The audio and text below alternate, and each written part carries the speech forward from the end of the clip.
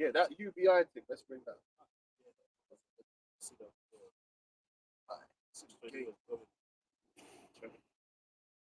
So it's where it's all going, man. Yep, yep. Well, yeah, and then that pussy old.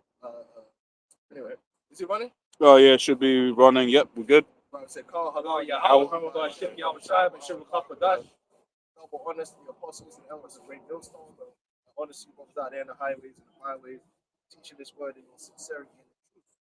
And we're gonna kick it off today with the MOTB. We're definitely in that time. You see the MOTB system being built. Well, it's been built. The infrastructure for the MOTB system has been built. We've discussed that many times before. And then the crises, the crises that's going to come as the excuse to bring in the MOTB is being built up and as we speak.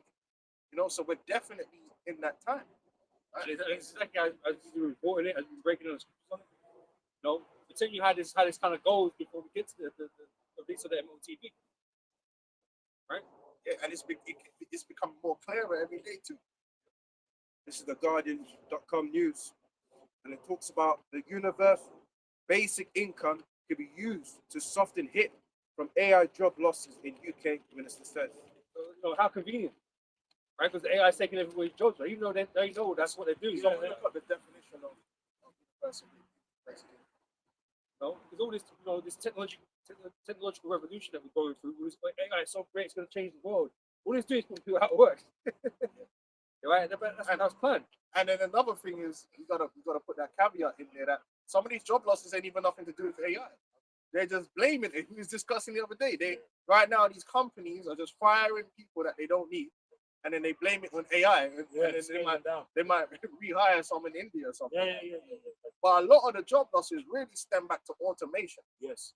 But automation, notice they never like mentioned it. How really a lot of people that are out of work now, really out of work because automation took away a lot of the productive jobs, and now all you have is service jobs, which you don't need as much service jobs when people are buying a lot of what they buy online. Amazon Prime and things like that. People don't need to go out to the high streets and things of that nature. And a lot of services, they don't need a person to do it per se. That's here. They can just outsource. And people don't realize if you push for like convenience, people lose jobs. Yeah. Or being able to do things yourself. Yeah. Like being able to the apps loses jobs. Because when you can use the app to adjust your direct debit or do this, do that, you no longer need to phone someone. You don't need to go into a store. That also reduces service jobs. Because a lot of the services, they just say, do it yourself. Go to I'm saying McDonald's, but you go to any food place now, they all got the kiosk thing. Even these black cabs, like back in the day, like black cabs, taxi drivers, take a test. Back roads, the knowledge for their mind. It was actually a skill. But now you have to have, bro, man could have been driving the traffic stand.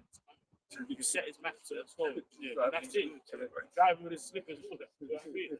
So that's it. Other definition of UBI, bro. That's why they fucking Elon always crashing their cars. Driving with slippers. That's how they drive. Right? they do say not to drive with slippers on high hills. And they do it. They probably drive high hills. Even when you go to these fast food places, right? What you notice then is a lot of them are very understaffed. Yeah. So if they get a rush of people coming into the store, they're cooked. Yeah. Because now they're really designed to service the kiosk and Deliveroo. Yep. That's really what they're designed to service. So if there's a situation where there's men coming in and want to order at the kiosk and get all of a sudden they're stressed. They turn away people to use the kiosk. They'll tell you to go use the kiosk. Wait, because really there would normally have been 2, 3, 4 extra staff to deal with people having to come into the store. And then they do drive-throughs and and sometimes it gets to a point in the restaurant at a certain time they'll stop serving food, but they still got food for apps. You're like, bro, no. We're shaking up the chips. Alright, this is universal basic income. It's a social welfare model where every citizen receives periodic unconditional cash payment from the state, regardless of the income, employment status, or household. Right. So that's how they're selling it to you. Like, oh yes, to help you, and it does. No, really, what the universal basic income is going to be your allocation of resources by the state, because no longer you're going to be in a system based upon labor. All right, you're going to be on a system based upon pure resource control.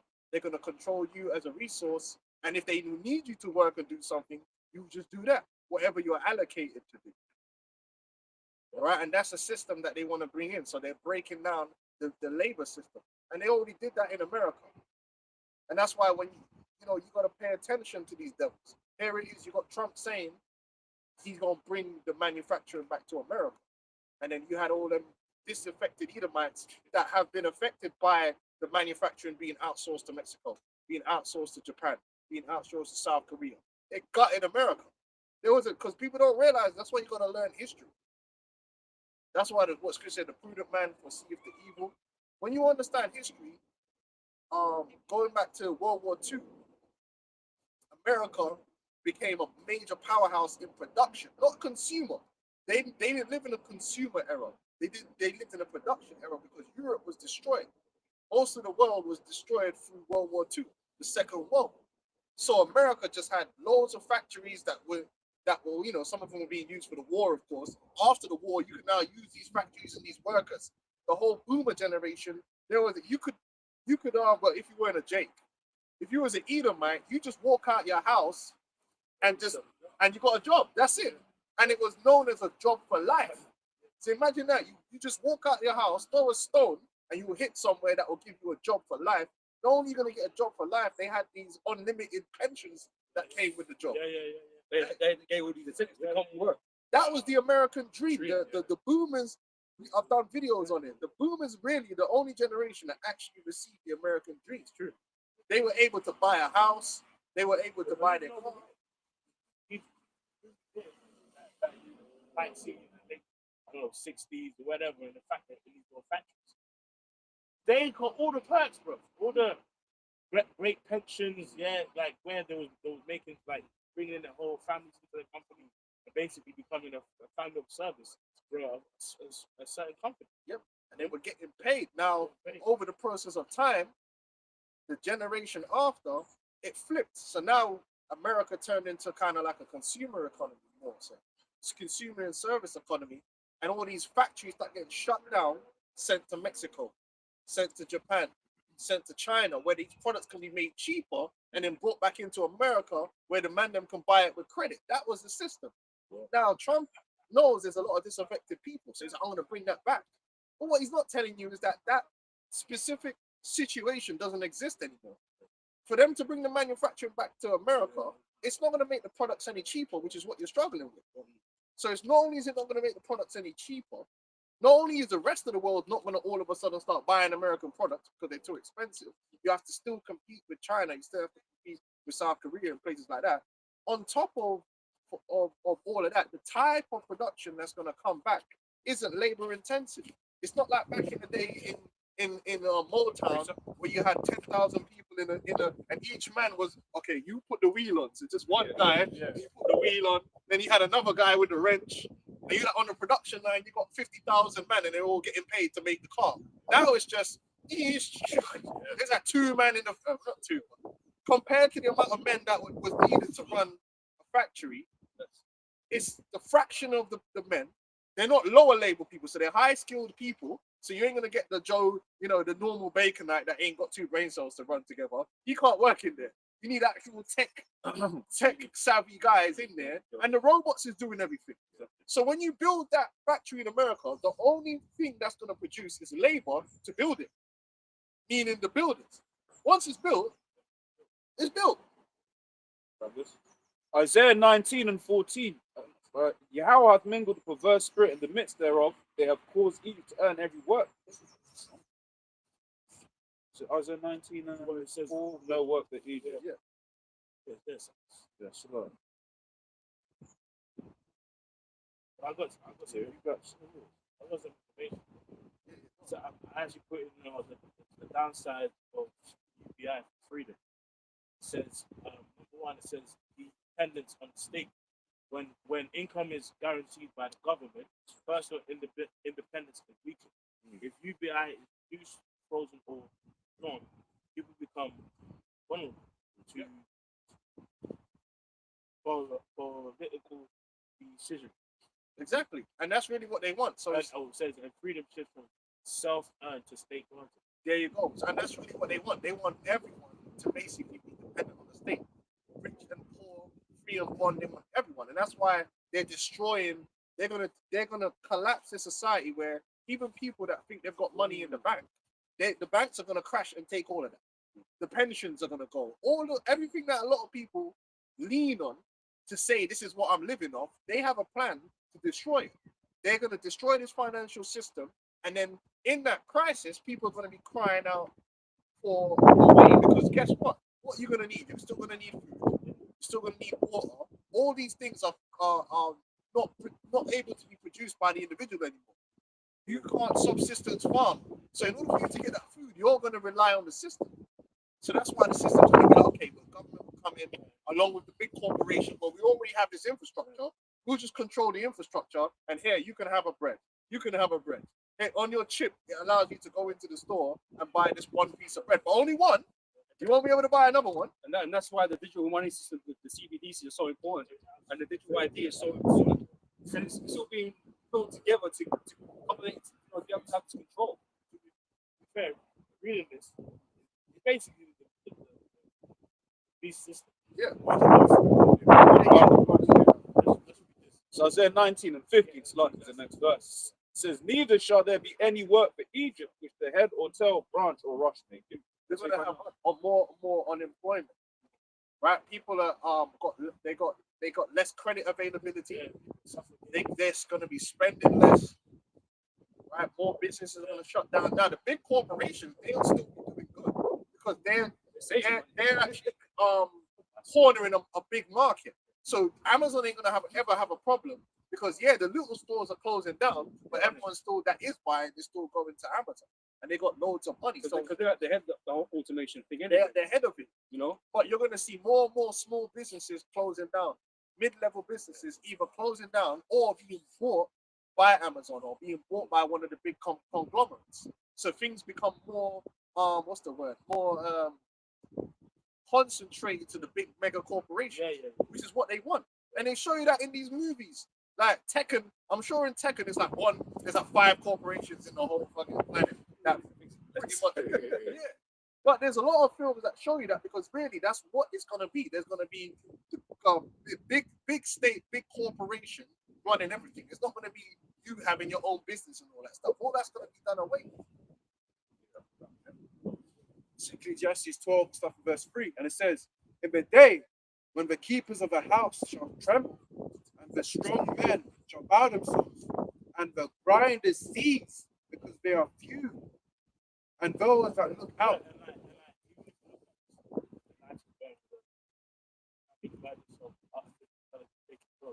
Bro, this season, even like you said, from that time, people don't realize the time. Bro, some days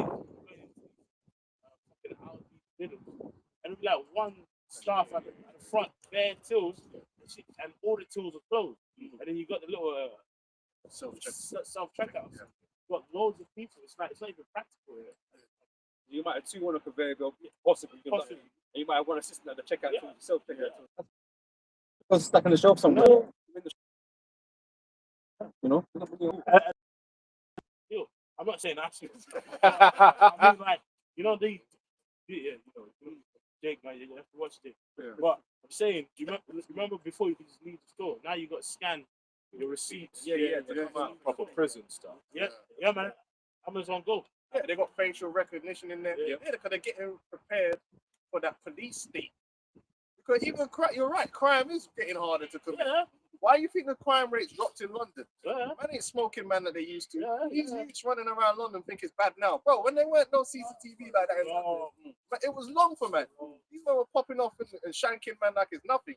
Now they just chat shit online because they know that, as soon as you step out your yard, you got hit by about 10 ring doorbells. Yeah, it's long for man. They'll track your ass, man. They'll track your phone, everything. They got you in that case. Yeah, and then online now as well, they're making it more so that you are more easy to get tracked. Yeah. I was going to say that, but with like, for work, I have VPNs and stuff like that. It's like with VPNs, it's now even easier to track you because your VPN. Yeah, it says you are you. You get what I'm saying? Yeah. Before if you had the IP, I could give the example. Like if we're in the same mobile network, our IP address is all going to be the same. But if we have VPNs on our phones, then they're going to know, well, that's you, isn't it? It's sort of like if everyone opts it into the system, you opt out. Well, I know. Yeah. You know what I mean?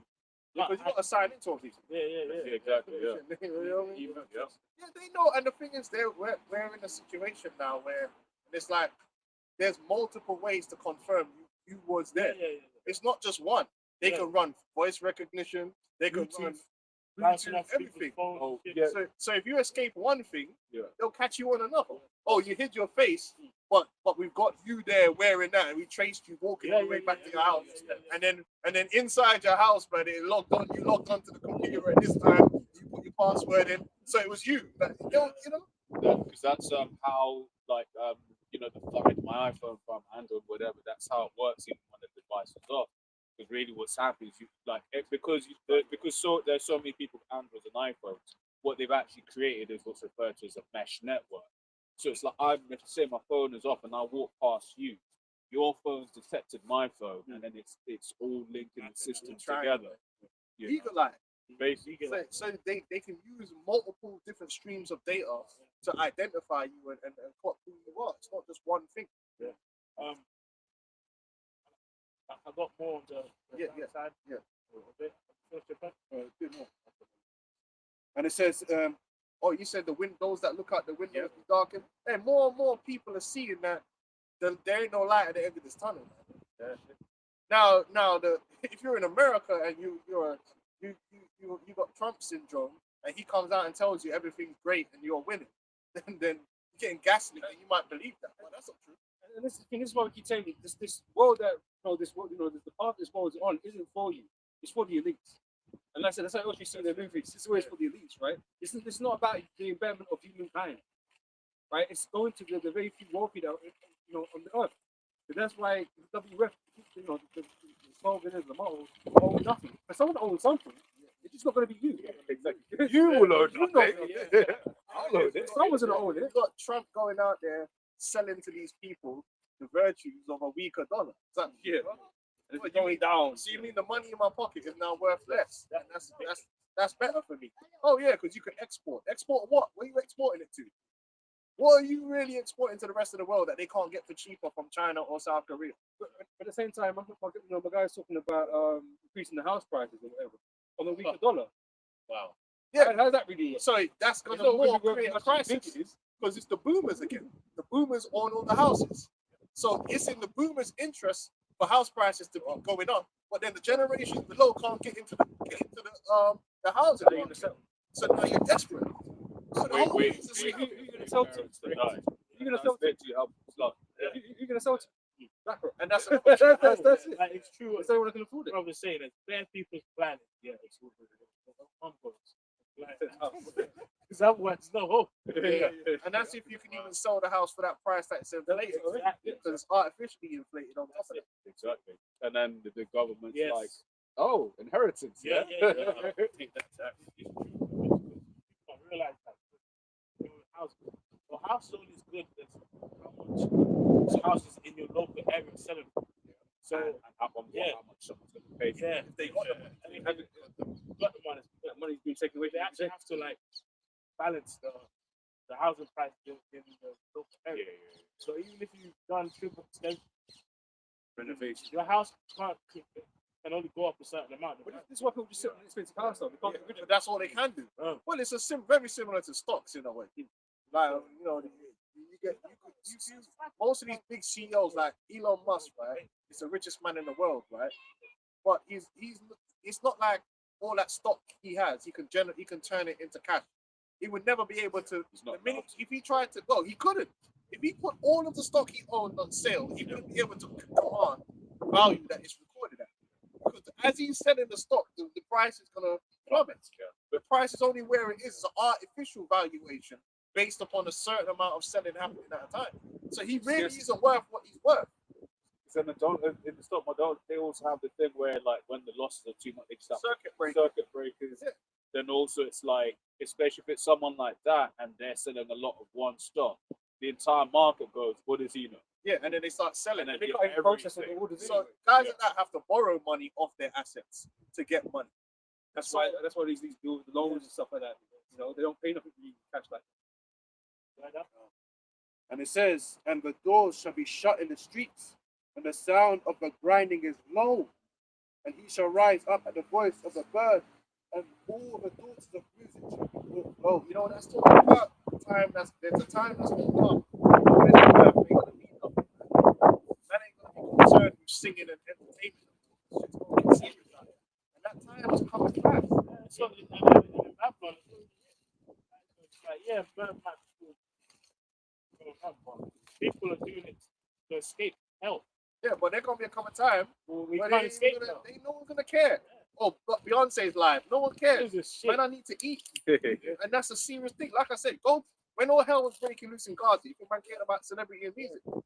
When bombs are dropping and real shit is happening. I've been in crises. I'm telling you, when real crisis happens, all that entertainment, no one's thinking about that. When you go and everything's fine, that's when man care about entertainment and have you seen the new album or man will be arguing about football, you know what I mean? And mate, like, yeah, it was a good goal. When all hell's breaking, ain't nobody worried about that shit. Bro, like if there's a food shortage and it's like cannibalism happens, you think people going to be like, oh, let Jay-Z get to the front? Like, hell no. Look at Doncic. Look at Yeah, this nigga back. Don't cut off his lips and fry it. And nowhere is given on entertainment like America. America is absolutely. I mean, over here we only got one religion, and that's football. In America, yeah, but in America they got many religions, man. And these men go even like they go even deeper. They go no dive deep into entertainment, man. They go crazy for entertainment, man. Yeah, Super Bowl, baseball, Right? They got everything there. That's what it is. But there's gonna come a time in America where all of that stuff is gonna be no one ain't even gonna be, and that's hard to imagine. No one ain't even gonna be the game cancelled, and no one cares. All men are caring about is how am I gonna get some of this UBI? Let me go get this chip so I can feed my family. When your baby's crying in the next room, you ain't worried about that. The daughters of music are brought low. Right now, when you're in an era of safety, all of a sudden the entertainers are important. Exactly. When shit hits the fan, you don't care about the entertainer. Where FEMA at? You're looking for a savior. This is Sirach chapter 11 and verse 27. The affliction of an hour maketh a man forget pleasure, and his end, his deeds shall be discovered. Yeah, like, bro, you think when the Twin Towers happened, if 50 Cent had a show that cancelled, no one's worried about it. Like, exactly how it's about to be. Well, the scripture said there's going to be dead bodies lying in the streets. That's foul, man. No one's comfort. So there ain't nothing to sing about.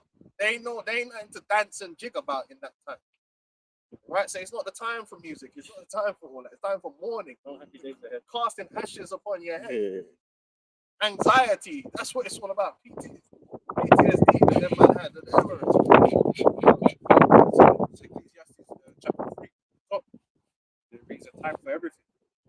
And it says, to everything there is a season and a time for every purpose. Time to be born, time to die, time to plant, time to pluck up that which is planted. That's what's happening right now. Esau's kingdom is plucked up. It's really the end, and they don't know that. They don't seem to understand the reality that this is the end. There is nothing after this point, even for the elites. The average Edomite doesn't really comprehend what's about to happen, that you're about to enter into our world. And our world is a very cold and dark place for you. Yeah. It's gonna be a mad one, sad one. That's why right now, if you're an Edomite, the best thing you can do is liquidate all your assets here and move to Thailand, bro. Yeah, liquidate all your assets, bro, and go open up a fucking cocktail bar in Thailand and enjoy yourself. You can live good in the new world order because your time is the Bible tells you the triumphing of the wicked is short. You really are at the end of your time. Right now, you're about to go into extreme judgment.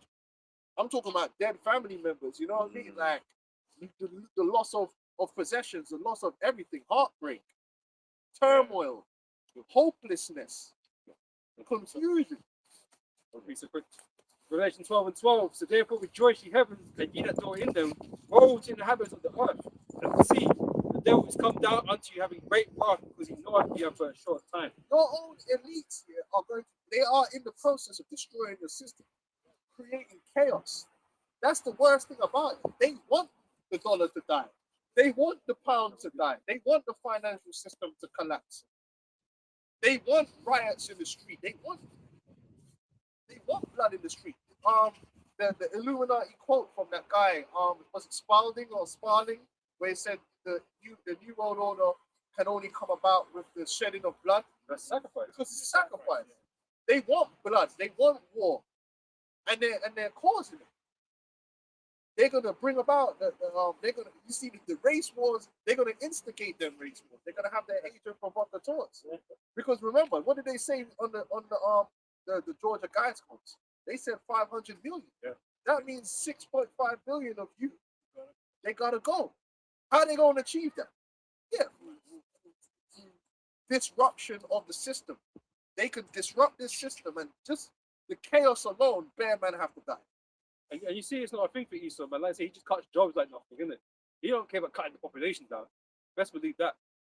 You know, you're not like you say, you're not scared to shed blood, man. Yeah, they could lose a state or two. You think Esau care about a state or two, man? They can lose a city or two. Just let it just turn into Resident Evil. They don't care about all that, man. You think the elites care? They don't live there. They don't care. They had the idea where they would nuke certain cities if they had to. Of course he would. You know what I'm saying? So, We were damn. so you know. But the Lord put that spirit on them so that these things could be fulfilled, man. Got more on the side effects of UPI. Yeah. Point 2 is political control and leverage. A government that controls basic income can shape the behavior indirectly. Conditions can be added later as carbon limits, health rules, or social compliance. That's right. Carbon limits. What did we tell you from the very beginning? If you control carbon, you control all areas of human activity, including thinking. Everything, because everything you do expend or burns carbon, because it's respiration. It takes energy. And that's kind of what they were saying with CBDC. It's like, okay, if you buy a certain amount of meat or whatever, you reach your carbon Yep. I mean, Like clothes has a carbon footprint. everything got Everything. side effects. Activity does. So you want to do a certain amount of activity. Okay, you can't go here. You can't travel this far because when you travel, there's a carbon footprint. So they start having the smart cities with the 15-minute cities, and then they can actually design into your CBDC where and when and how you can spend that money because it's programmable. So you go outside of your remit now, and then you go to buy something. Yeah. Then I got enough. I can buy but you can't buy it here. You need to go back to where you're from, and that's with the whole Gaza thing. What they want to build, staying there. And like in a way, they showed you in that Justin Timberlake. Because in time, basically, bro, I didn't have time to go there. I can't spend my credits. Otherwise, I might just die. Or be frozen out of the system. Yeah. So this whole thing about everyone even traveling all over the world where you want, that's gonna stop. Or you could just jump on a plane and go here and go there. That time is gonna be over. You ain't going nowhere. You're gonna be there. And if you want to go there, you gotta put a VR. You gotta put a VR thing, and that's how you gonna go there. Totally. Go to Mars. That's like the conversations that started recently, with the whole protest and ICE. Like, there's those of Babylonians that are leaving America. So, like, now the new topic is let's like stop people leaving. You know what I mean? You know what I mean? And that's what it's going to be too. People think it's all about keeping people out. It's also going to be about keeping people in. They're going to be keeping people locked down to certain geographical areas by your chip. So your chip will have a particular CBDC in on it, and it'll only be able to be used in certain places. But that's jurisdiction. Well, that's point 3. It says loss of exit freedom. If taxes rise to fund UBI, it becomes harder to opt out of the system. High earners and entrepreneurs may lose freedom to relocate, take risks, build wealth independently of the state. And really, there ain't gonna be no taxes. That's why Trump's sending the low key on it. It's gonna be no income. Because ultimately, in the system of the New World Order with the MOTB, you don't need to tax because no one's earning to tax. The system of money is really just the allocation system of giving you rations. And that's why they also say that what can you do with the CBDC? You can put a time limit on money. So it can expire. So you can't save it. Yeah, so if they don't want you to save anything. They don't want you to save it, and you can only buy what you can buy. So there's a limit on the amount of bread or the amount of water or the amount of electricity that you can use with it. And then it won't roll over like your mobile phone data plan. You know, fixed. Yeah. So you're cooked. You have to restart every month with the same amount or less, and it could change. Because that's fair. Yeah, it's fair. And it can change every month. So next month they could just decide, well, there's not enough bread for everyone, so you're gonna get half the rations. And what you gonna do about it? Nothing. So, on what the elder said, that's fair, because that's one of the talking points, and Esau's using all of these different talking points as a snare unto the people. That's what you're seeing. So what you're seeing is Esau coming out and demonizing his own system. You point out, oh yeah, this reserve banking system is no good. Oh, this is oppressive. Oh, so that when they give you this new system, you think, oh yeah, this is the in thing, not knowing this is worse. This is even more demonic. So it's same with the global warming thing, right? Because you got people that wholeheartedly believe in, you know, and they, you know, some people go as far, I don't want to have children. It's not good for the environment and stuff like that. But then, yeah, they want basically exactly. And then, but then Esau's gonna come one day and was like, "Well, you said we needed to act seriously on the climate emergency, right? So, okay, you can't own a car, you can't go anywhere." And they gave those plans out. I remember, you know, the British government, they released some years back, man, their green agenda, and it ends with like no boats, no planes. It's like you're not gonna go nowhere. You think there's some sort of life you're gonna have in the future? No, you're gonna be in the cities, little cities. And that's where you're gonna live. It's really 1984. Exactly that. And because they can surveil you, you might think, well, how are they gonna know? Of course they know, because the surveillance is gonna be inside of you and all around. I have 2 points. Yeah. It's point 4 is Yeah, but that. Yeah. It says point 4 is erosion of voluntary mutual aid. Family, community, and informal support systems can weaken. People rely more on the state, less than human relationships, reducing social freedom. So what you won't be able to do is do the exchange things between people, because one, the products are going to be tracked, but they can track everything now. So they'll imagine like you bring some bread into your house, the system will be able to know that bread shouldn't be here. Yeah, exactly. That's what all these new systems are all about. The smart fridges, and meaning people can't hoard. So you can't hoard because they know what you've got. They know what you're stockpiling. So you can't stockpile, right? And you can't buy for someone else because everything's going to be attached to your identity. Well, it's good. All of the talking points have been coming up recently. All about with the what's that thing in America? Wick. The one that almost got cut off. EBT. Because I was saying, oh, you could just go in and buy it for someone else, and then they did a thing where you can't buy certain sugary items with the EBT no more. And then everyone was like, yeah, because them people are scoundrels, and but they don't realize that EBT system is basically going to be for everyone. You're the one that's going to have your stake, your stake privileges reduced. And it forces the companies that don't have the technology to basically filter out what that people are buying, forces them to get on board with that system. Yep. Right. And then what they'll have as well is that you've got the company towns. Yeah, but they're doing it all. Elon's got them towns where they build the town specifically for the people that's working. And then so we see the Amazon buses. Yeah. And they just take everything. So if you work in the Tesla town, you might get a little bit extra on your chip. But they show you that. There's a movie called what's the movie, man? It's Moon, Other Side of the Moon or Water Moon. It's on Netflix, and basically in the movie there's a shortage of water in the world, and you got these bands, and you go with the band, and then you tap the band on the machine, and then you get your allocation of water. But some men have got like the bronze band, some men have got the silver band, some men have got the gold band, and then you got the proper top dons. You get the platinum band, which is like unlimited, like you know, it's like in time. Yeah. Remember who used to just do this big pop. So the elites are gonna have their chip is gonna be unlimited, like, but everyone else is gonna have their limitations.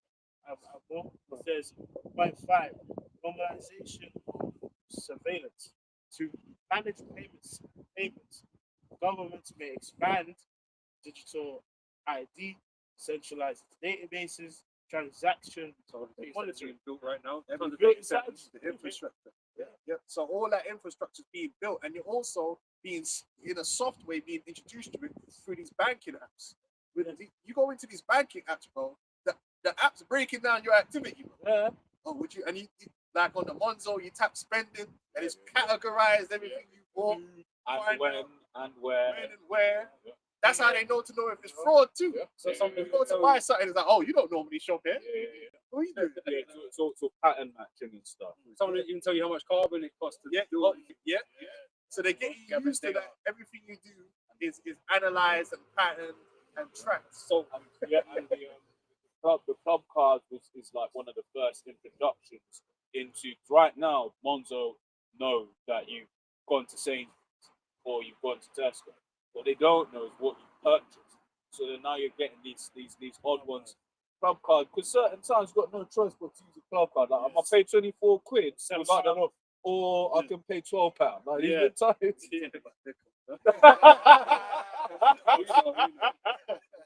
You're talking about strawberries. Will be babies, isn't it? No, but you legit see that where it's like, why would I pay double the price? I will just scam up, but then now they're not. Okay, you purchase this, purchase this, and then they're just closing that loop. That's what they need now. Something that's going to come along and be like, oh, you don't even need to scan your club card, just use your card. It ties into the whole system. Even the health crisis, which they created. You know, we still got to catch up with that thing, but the health crisis is 100% created by these same companies.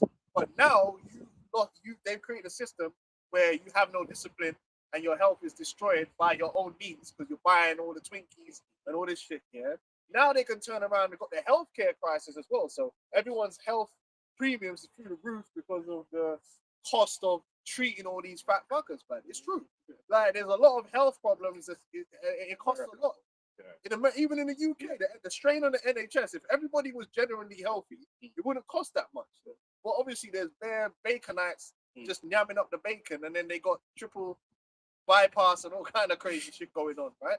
So now, this is the solution now. Well, why don't we have a system where, we'll give you the healthcare for free, but guess what? This is a stipulation. You now have to have this chip. This chip is going to monitor your health. But what if now that chip is then connected to the system? So it's like, if you buy or try and buy a certain type of foods, it's canceled. So this is where the whole system is going to be one, and that's why you got Palantir. The whole system is going to be one interconnected system of data to control everything about you, because your health is linked to what you eat. It is linked to where you live and what you travel.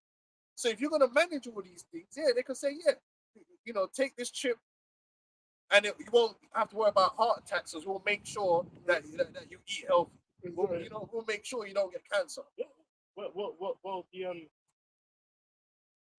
the chip will come the new doctor. Yeah, the smartwatch. Yeah, because it will say, okay, you get a heart attack in 25 days, take 7 days. Yeah, that's true. Because remember, DARPA with C19 talking about a chip that can get the C19. And then the thing is, because you got this blame culture that's going on, people be like, yeah, that's right, because I'm healthy. Why should I have to suffer? Because these motherfuckers want to eat their bacon. So yeah, put the constraints on them. Yeah. But then you'll be constrained in a different way. Yeah. They don't see it coming. All these talking points that they push out is for a reason. Every crisis, ultimately, the solution is going to be the MOTV system. This system will fix everything. The AI and all that is going to make everything great. When really, it's just about controlling and how many strokes you could give your woman. And I have 5 strokes, no nut. That's your limit. Before you burn too many calories, man, you know what I mean? It's crazy. Yeah, it's like that. I remember that article. Remember last time there was an article where it said they can control basically your eating habits. If you're thinking of a burger and you're obese, it can shock you. That's crazy. Yeah. Because another thing, the brain chip. Yeah. The brain chip is going to be pushed like as ways to help you. If you've got mental health problems or like you got certain vices, it's going to help. Yeah, listen, Esau's going to sell this thing in a various different ways, right? He's going to push himself forward as the savior. Yeah. Like he's the solution for all the problems that he's caused. And remember, with the brain chips, there's even certain systems talking about instead of serving a 25-year sentence, your mind could be programmed to feel the effects of a 25-year. Like, how the fuck does that even mean? I don't know. That's crazy. I saw that. I was like, wait, what? Still just be there. Vegetable. That reminds me of what's it called? What's that program? Altered Carbon. Man in the VR and torture man. Suppose Psalms 94 and 20. Shall the throne of iniquity have fellowship with thee, which premise mischief by a law? And all these things really are going to come down mandatory from the government. Now you might say, well, that's crazy. The government, no, but they will. If there's a big enough crisis, they could do whatever they want. That's how things always happen. If you have a big enough crisis, people call for a solution. They could come up with whatever crazy solution, and people in their confusion will agree to it because of the pressure that's on them. And that's why the scripture says the devil will come down to you with great wrath, knowing that he has but a short time. They're about to bring crisis. And look at America. America's just the crisis is happening so fast you can't even think. Before you even could meditate on one crisis, the next crisis happened. Every week. Next week is going to be a different thing to last week. Venezuela, this thing, ICE thing. So much has happened, we forgot Anthony Joshua's boys done. Back in the day, that would have been like a story up until now, still on Sky News. Man, forget about God. Yeah. They got lit up again. Now, can I bring this? Right? Can you talk about the crisis, right? This is what we're waiting for that tipping point. Right, where the people are gonna have no choice but to kind of conform and comply with what the government is requiring them to do because you ain't gonna want to perish. The CV showed you that. Man. You know, the thing is, the kind of psychological warfare that was done on the mind during the CVs, it's going to be studied. Remember, every single day at 5 o'clock, Boris Johnson will go up there on stage. You know, today there's been this many new infections and that many people have died. Every single day, it was like a mantra on repeat. And it's nothing. Yeah. And people don't even understand numbers, so it's like they do it all the time. Like 10 people got stabbed. And it's like, bro, you know there's 9 million people. Yeah. Bro, this bacon out of work and says, oh, mate, there's 39 people across the border today. I'm like, how you know? How do you know? I did it. Yeah, this is Genesis chapter 47, verse 13. I've got to take this quote. You know, and there was no bread in all the land, for the famine was very sore. Was it Egypt? Yeah. It's funny, I was looking for that. Oh, I was thinking the same thing. It's Christ going to push people into doing stuff they don't want to do. Yeah. But they got no choice. They don't feel like they're capable of dealing with themselves, so they're relying on the powers that exist to protect them, right? Because that's what they're for. Yeah. The government is there to actually protect and help the people, but you know that's not how it really works here. But that's what it's supposed to be set up for, right? And like, there were stages. Yeah. Like, over time, because this was 7 years of time of famine that they were going through. So when it got to at some point in it, they might have to give up. They gave everything they had. Man. Why should we done? You can't go on no more. You know, so it's the same thing. So, it's been a process of time. People are being diminished as we go along, right? And so when we get to that point, when he sort of says, "Oh, well, you've got to do this," then most people are going to be like, "Yeah, because we don't want to. We need to eat."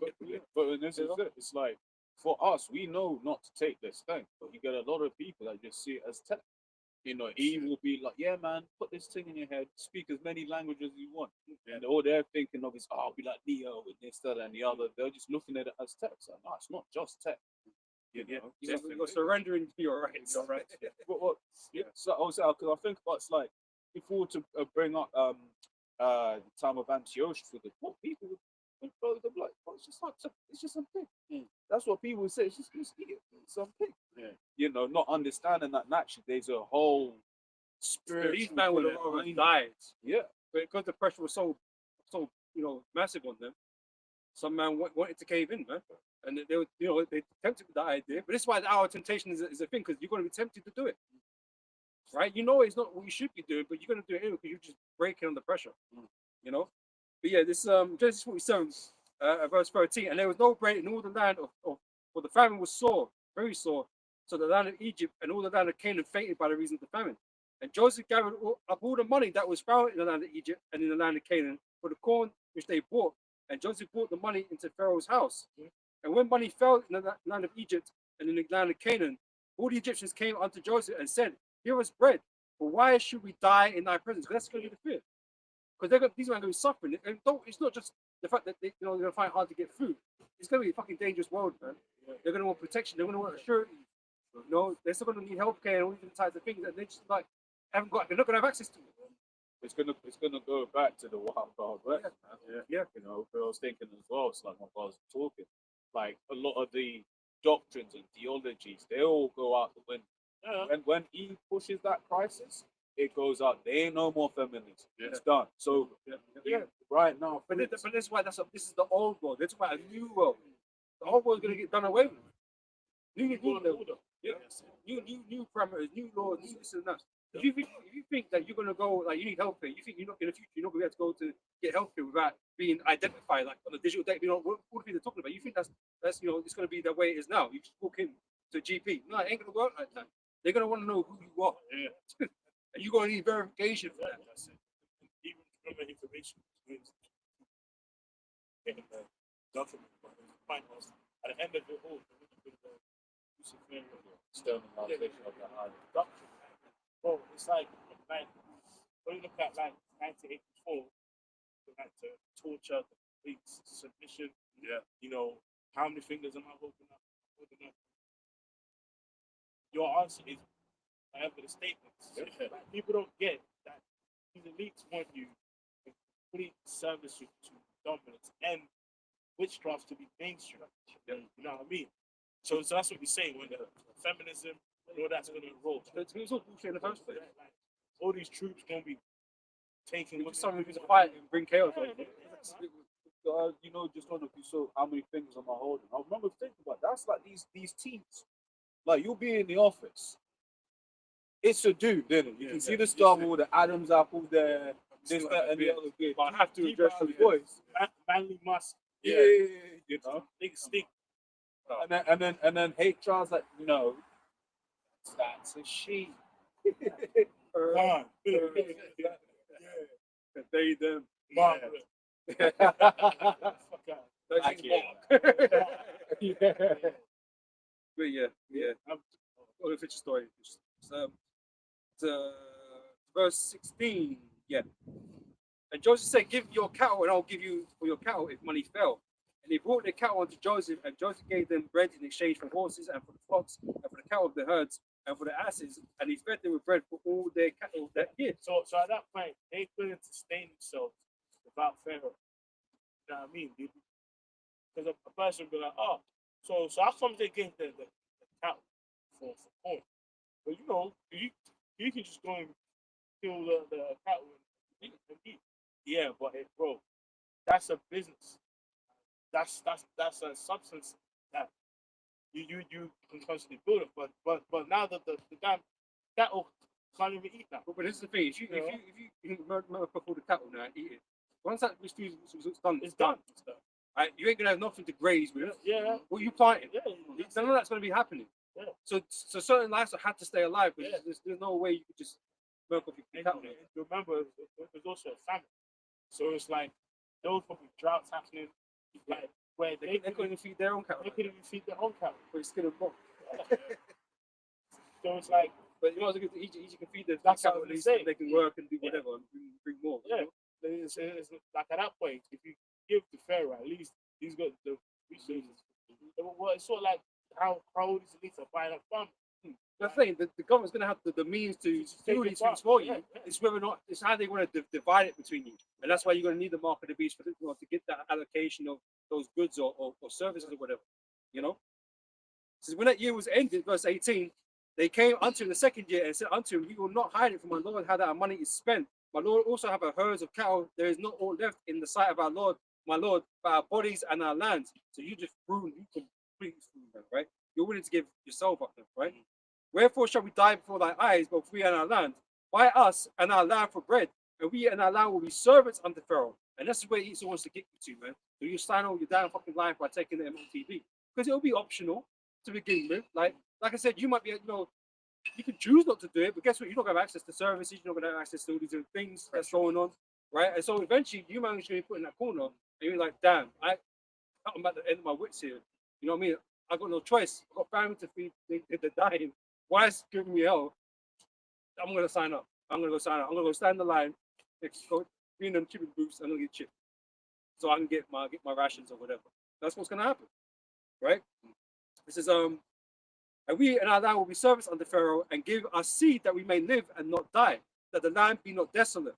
And Joseph bought all the land of Egypt for Pharaoh, for the Egyptians sold every man his field, because the famine prevailed over them. Right? So there's going to be a whole poly crisis that's going to prevail over the people. Crisis. Yeah, ain't going to be just famine. There's going to be a whole bunch of that the ones that we're dealing with that you're just going to cave into. It's going to prevail over you and make you make this decision that's probably going to end you. Right? Because anyone that takes the mark of the beast is going to be destroyed by the Lord and his judgment. Right? But this the pressure is going to make you do these things.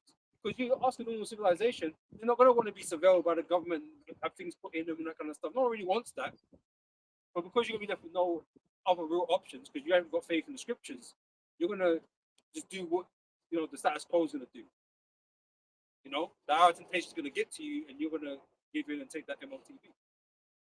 It said, "Let us be servants unto Pharaoh," right? Yep. So in this case, modern Egypt is what Babylon, Great America. So when that chip comes out, people are gonna willingly be servants to the elites, man, of Esau. There's nowhere else to go. You sign yourself over. That's it. But when you go into the breakdown of the mark and the 666 and that kind of stuff, it goes into it's a badge of servitude to show who they belong to. So, yeah. Well, Esau is making you sign yourself over to him, as opposed to signing over to the Lord. And on that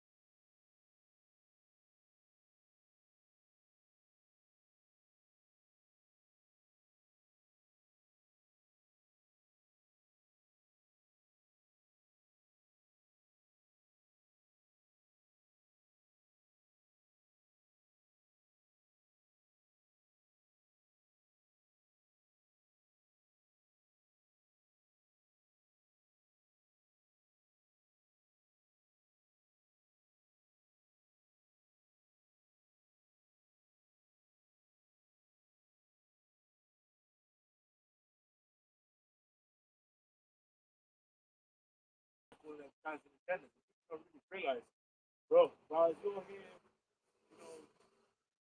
laughing it off, their plans to fucking destroy you. I mean, right? But it says, and this system has been built for a long time. This is a long time agenda. Esau is turning his army inwards, right, and onto civilians, right? Because he knows that's where it's going to be at. Chaos.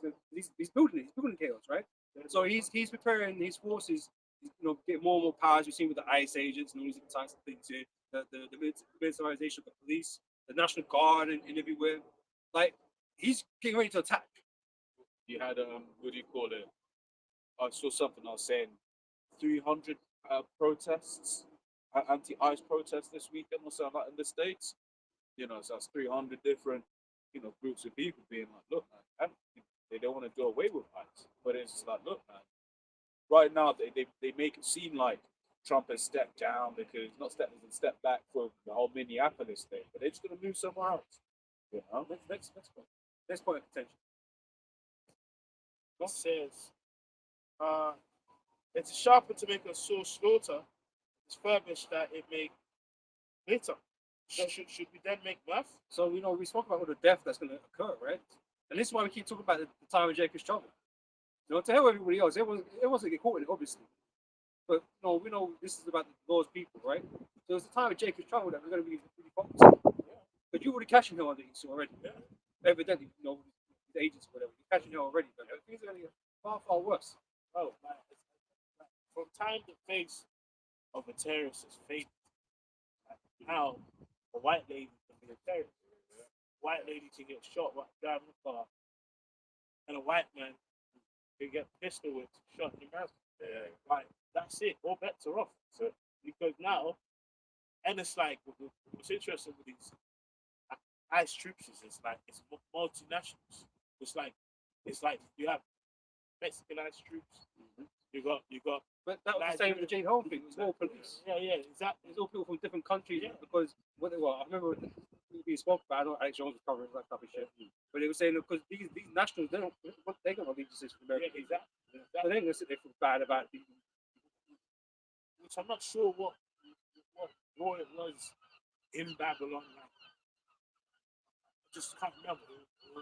Was it when one of them wars they was fighting for their independence against Britain, where they had a lot of mercenaries coming to fight. I have to look it up. No.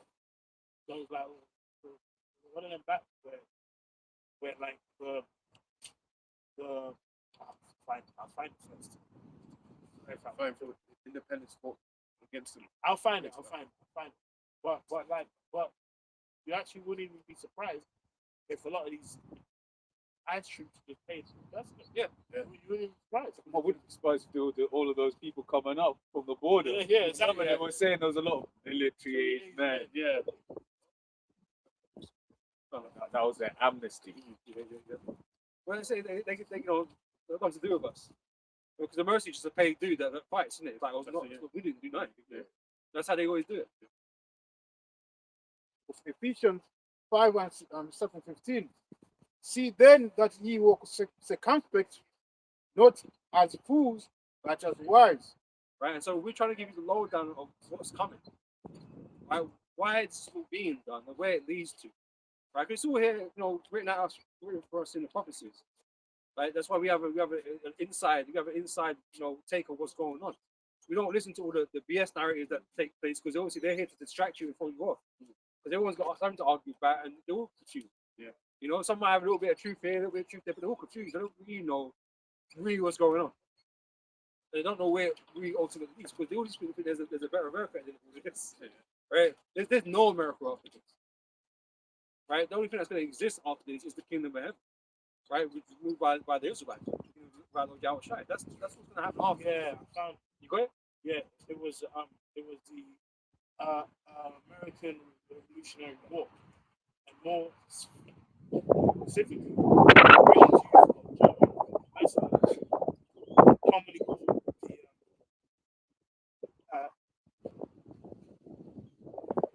Hessians. It says the war was between Great Britain and the American colonies seeking independence. Many in Britain and even in America were reluctant to fight people they saw as kin. Same language, culture, and religion, even family ties. Britain therefore hired foreign mercenaries, mainly from German states. About 30,000 German soldiers were hired. Right? They were professional soldiers paid by Britain to fight colonial. So don't be surprised if that's what's happening.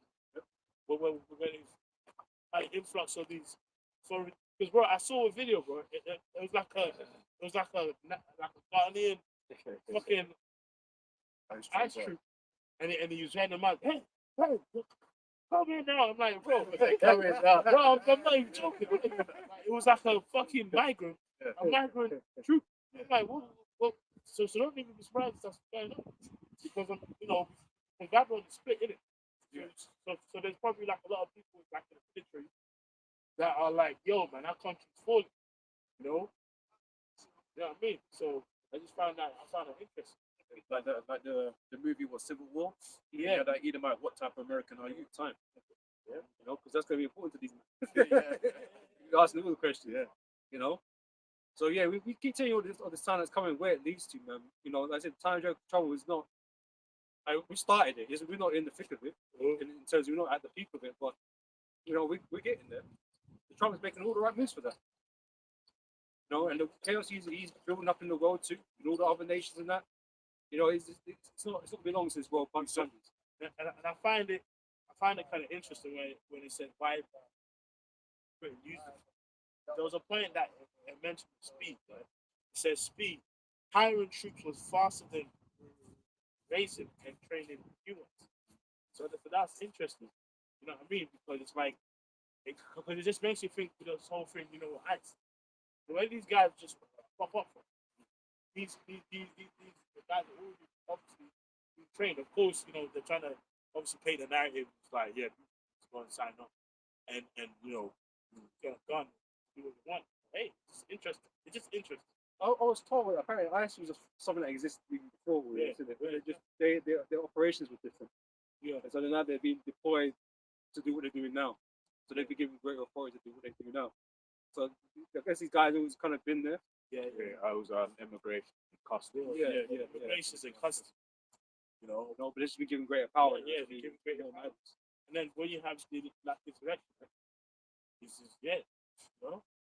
Yeah, because they're like they actually repeating that. They come against them. Now you're wrong. You know they're breaking the law and shit. And there's actually there's of a lot of these terrorists now, like ICE troops or whatever. So some of them doing it are already like in ex-military or even military already. You know what I mean? I have a friend that's got a sibling. You know what I mean? That's got a sibling over there, like in the military. It's like it's a kind of like, you know what I mean? Like if you want to do it in the army to get some make some money, you can. So I was like, wow, that's interesting. Patriots. Yeah, They want to fit their country. yeah. So You see? So this is Matthew 24, verse 6, and it says, "And ye shall hear of wars and rumors of wars.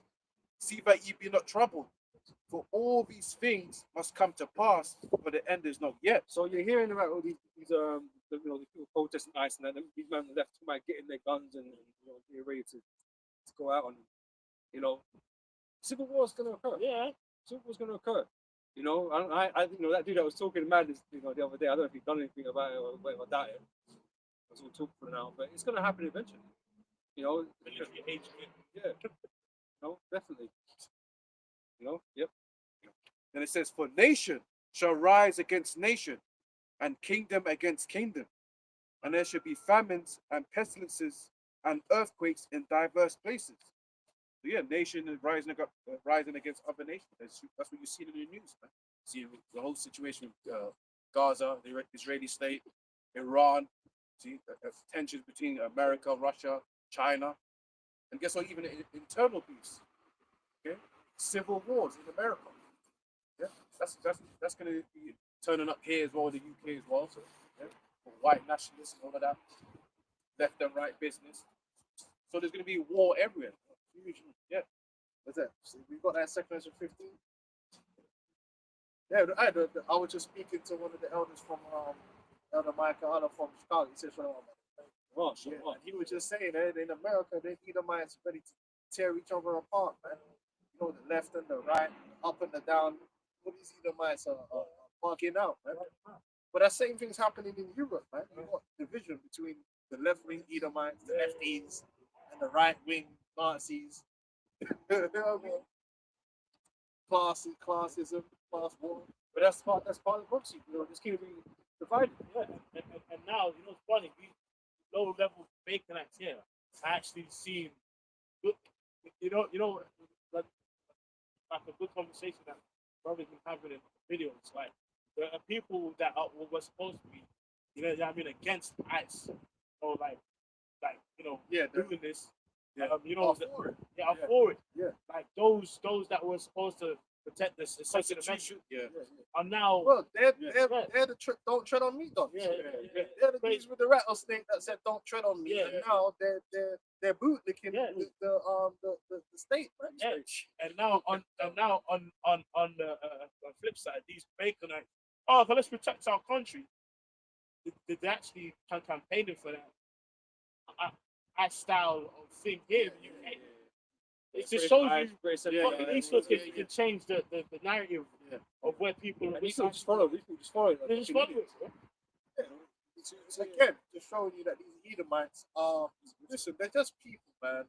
They're the mob. No IQ. They're the mob. Esau has always been the mob. Don't let them fool you. Rome is the mob. They're not these high IQ, sophisticated, super intellectual beings that they claim to be. The average Edomite is a low IQ emotional beast, and they're easily manipulated. You know, get them, you know, and then they'll go against their own principles. One they'll have a principle 1 week, and the next week they'll go against that principle because they're emotional. They're emotional. The right wingers were against half of what Trump. If you were to supplant Biden in Trump's position and have Biden be doing everything Trump's doing, they would be losing their minds saying the New World Order taking over, is globalism. Oh, because Trump's doing it, they have to defend it. They have to excuse it because they're now emotionally invested in the cult of personality. And that's the nature of a person who lacks integrity. You should never be invested into a man. Period. You should never be invested into a man to the point where you now change your morals because you don't want to look back. Yeah. And that's how, you know, and in a way, we're all like that a little bit. Because, you know, what I'm saying is, yeah, you know what I'm saying? You know when man, like, you got, you know, you take off your high IQ hat and you become a low IQ civilian. And you're arguing about football, and you know your player's dusty. See, I'm above the argument, bro. Well, you know your player's dusty, but you're just gonna argue he's not dusty because it's all like Xerxes. That's what I'm saying.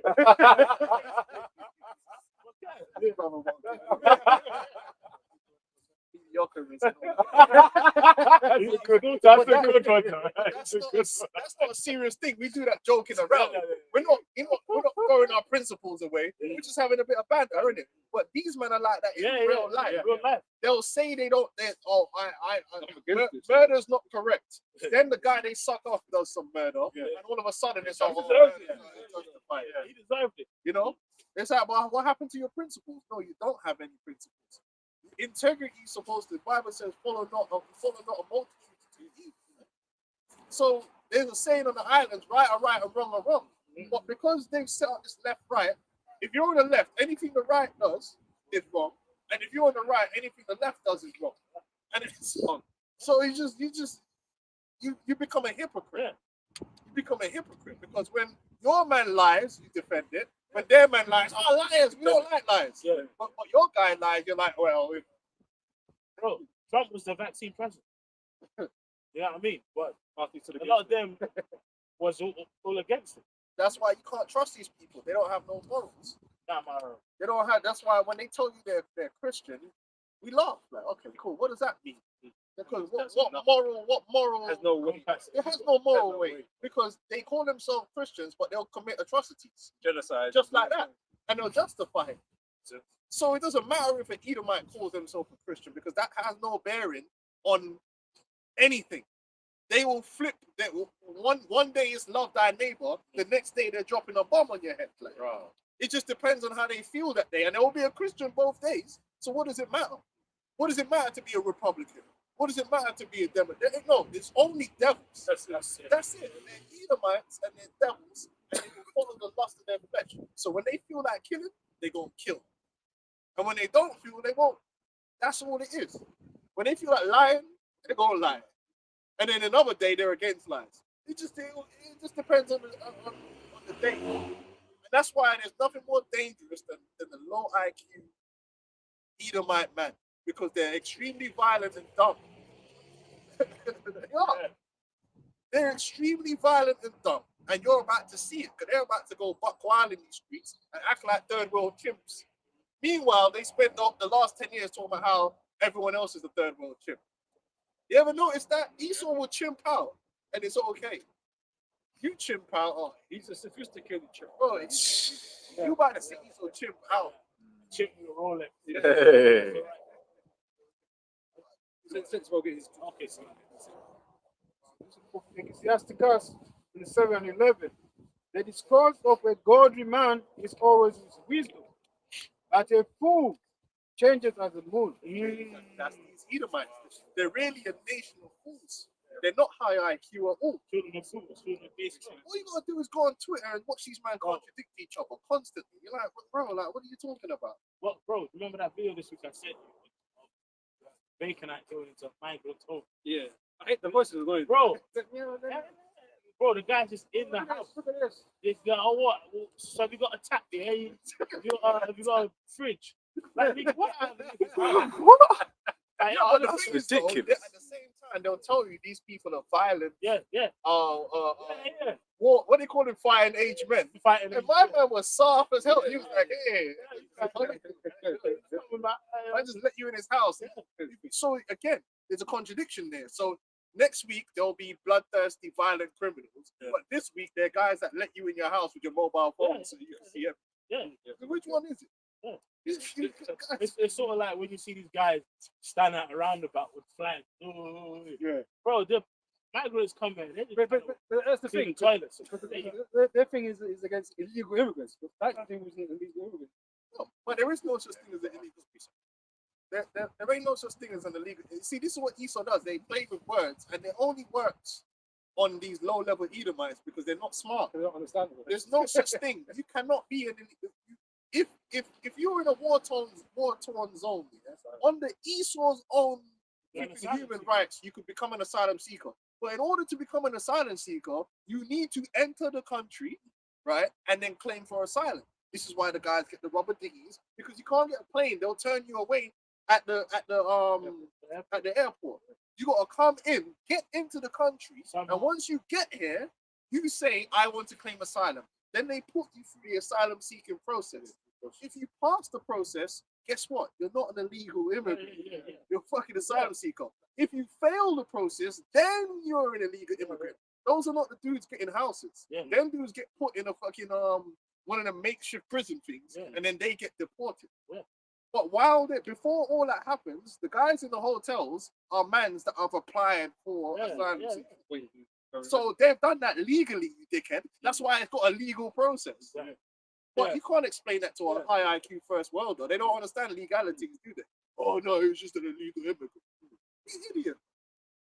And then running up in man's house talking about how there's homeless people. But most homeless Edomites are there because they're on meth or they're on fucking crack. They're not homeless because they can't get a house. In the UK, no person that's right and sane in their mind should be homeless, because if there's not a home available in your council area, you could just go anywhere else here and they'll put you up. You're homeless because you want to be in that area where the plug is.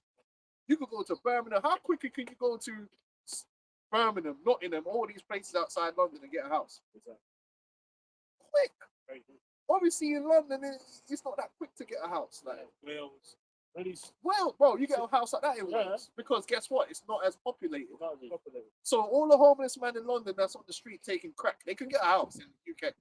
These asylum seekers, the reason they easily get houses is because they don't let them choose. They don't get to say, oh, I want a house in Barking and Dagenham. No, it's like, listen, you're going here and we got a place for you there. These homeless men ain't doing it. But they don't want a house. They want to smoke crack. So let's not. You know what I mean? They're mentally ill people that are on crack. Let's be honest. This is second others. It's in America, man. In America, they don't have that system. So you could legit want to live somewhere, but can't. Yeah. In the UK, that's not possible. We have a welfare state. They'll put you in a damn hostel. That's not fucking. Now, why are we playing games for? Like, that's not the case. They will find you a place. If you're really desperate for somewhere to I've stay, seen it. They'll find you a place. they'll find you, bro. Find you somewhere in South End or Leeds, dingy, Leeds. I seen it. I saw the baby in the middle. told you, bro. Them play. I like this is my good city. This is second Ezra 13. Second Ezra 13 and 29. Behold, the days come when the Most High will begin to deliver them that are upon the earth, and he shall come to the astonishment of them that dwell upon the earth. And one shall undertake to fight against another, one city against another, one place against another, one people against another, one realm against another. That's what you see. Racism is coming back in a big way. And these Edomites pretended through the political correctness era, they pretended they weren't racist. I'm politically correct. I won't use the word nigger. Now they're fighting to use it. Yeah. Now they're like, yeah, I want to use it. Like, now they're doubling down on it and feeling justified to be racist assholes. Yeah. And then they want to blame all their problems on Jake and all the other nations. Like they were just some innocent Edomites helping everyone in the world, and now everybody don't like them. No, you've been the devil. Yeah. The only reason why you're really upset is because your own people have destroyed you. The Chinese took all the money. No, they didn't. Bro, What the fuck is he talking? There was in sweatshops, man. Everybody took all your money. man's looking everywhere except that they're fucking elite. It was you. You and your stupidity has led you to where you are today, man, because you don't know how to look after your brother, man.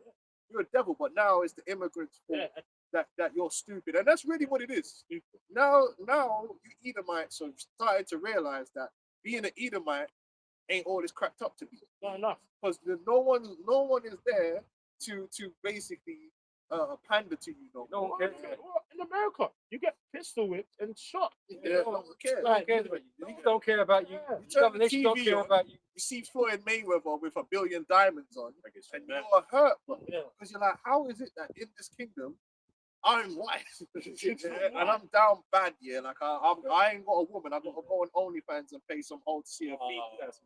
Yeah, I'm probably an incel. You know what I'm saying? Yeah. Or gay, right? And then you got this. You see a Jake on the tube with a suit on, like you know what I mean? Yeah. Fucking Anthony Joshua beating up Jake Paul. Yeah. Lost it over by- And you're hurt because you feel that this world isn't providing you what you think you deserve. But this is it. This is the thing. This is what you see. These Baconites complaining about these immigrants, right, or whatever, right? Is that they're looking at these immigrants like, oh, they're living in these better places that they're living in. They got houses themselves. These immigrants got houses. The people they're complaining about, it's not them.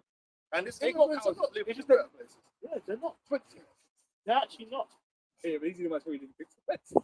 And So I was like, I mean, that guy what they showed in the video was in obviously like a decent yard that just been renovated. Yeah. That the That's people what who renovated it then could earn money renting it out to the government. Yeah. But go to East Ham or somewhere, yeah, you see these men living in some dingy house, 20 man in a house. What are you talking about? Oh, Men's living in sheds. Like, yeah, like it came out the other day. Like there's people who rent like half a room.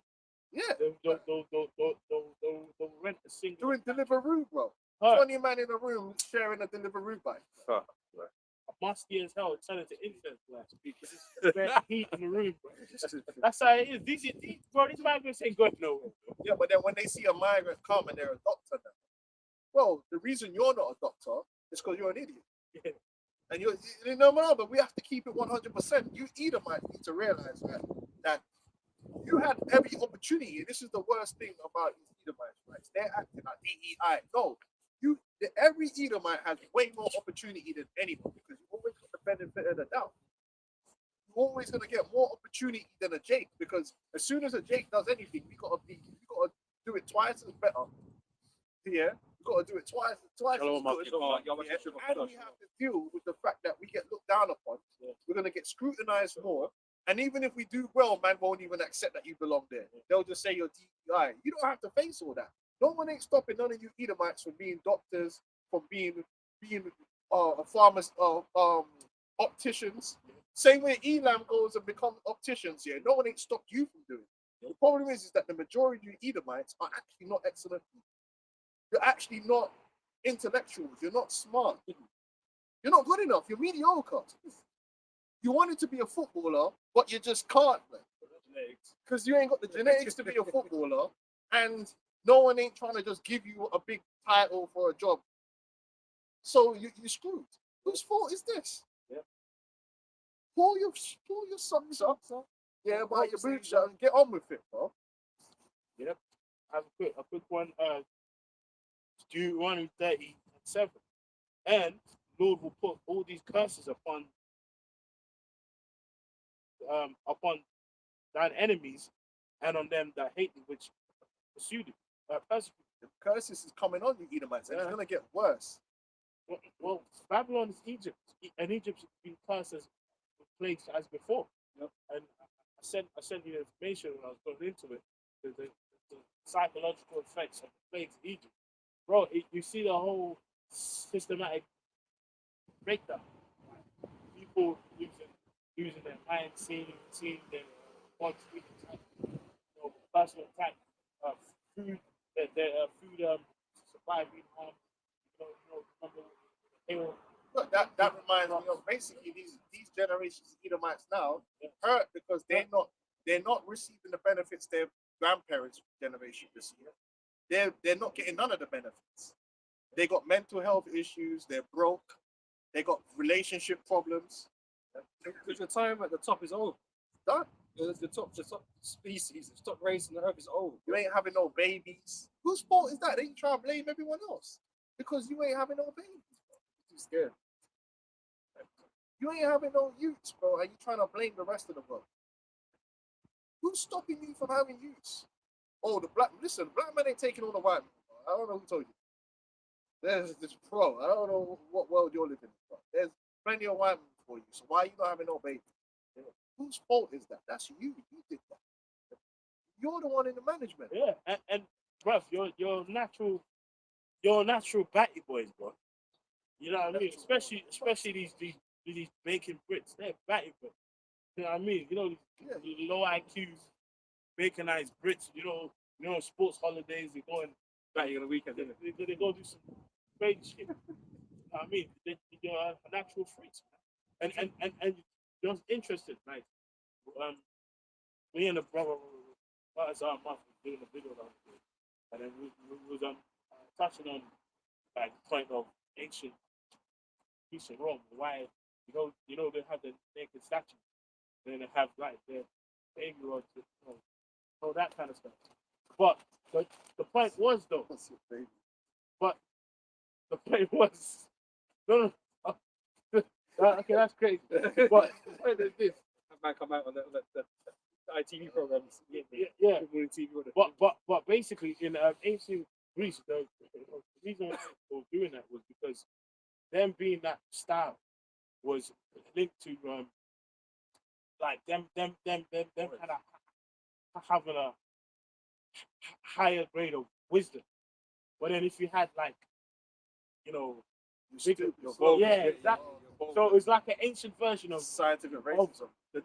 low IQ, high IQ. Yeah. It was an ancient because basically it's like if it sounds crazy, but if you're small, it's like you're more intelligent and more not. Your brain's not in your balls. You're not You giving know what that your life. sounds like? That sounds like cope. Yeah. That sounds like elite level cope. But you know what's interesting now? You're not ashamed. But now, you know what they say now?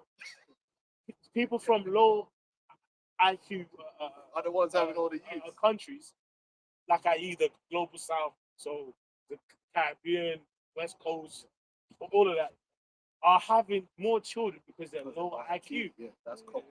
It's the same shit. It's the same. It's the same shit. The real truth is because you look at those statues too. They all got they're not manly bodies, but they're boys. Yeah. It's because you like boys. Yeah, that's it. Like with little peas and smooth skin and things, bro. So- little boy. Because they're freaks. They're natural freaks.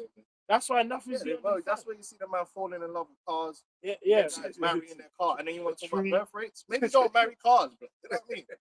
Marrying trees. I have precept. This is You're into every form of sexual perversion yeah. that you could possibly imagine these Edomites are into. Yeah. You're a woman, bro.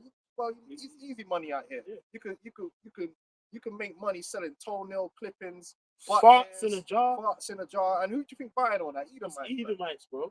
These people ain't fit for purpose. Can I get man. 2, please? Go ahead. This is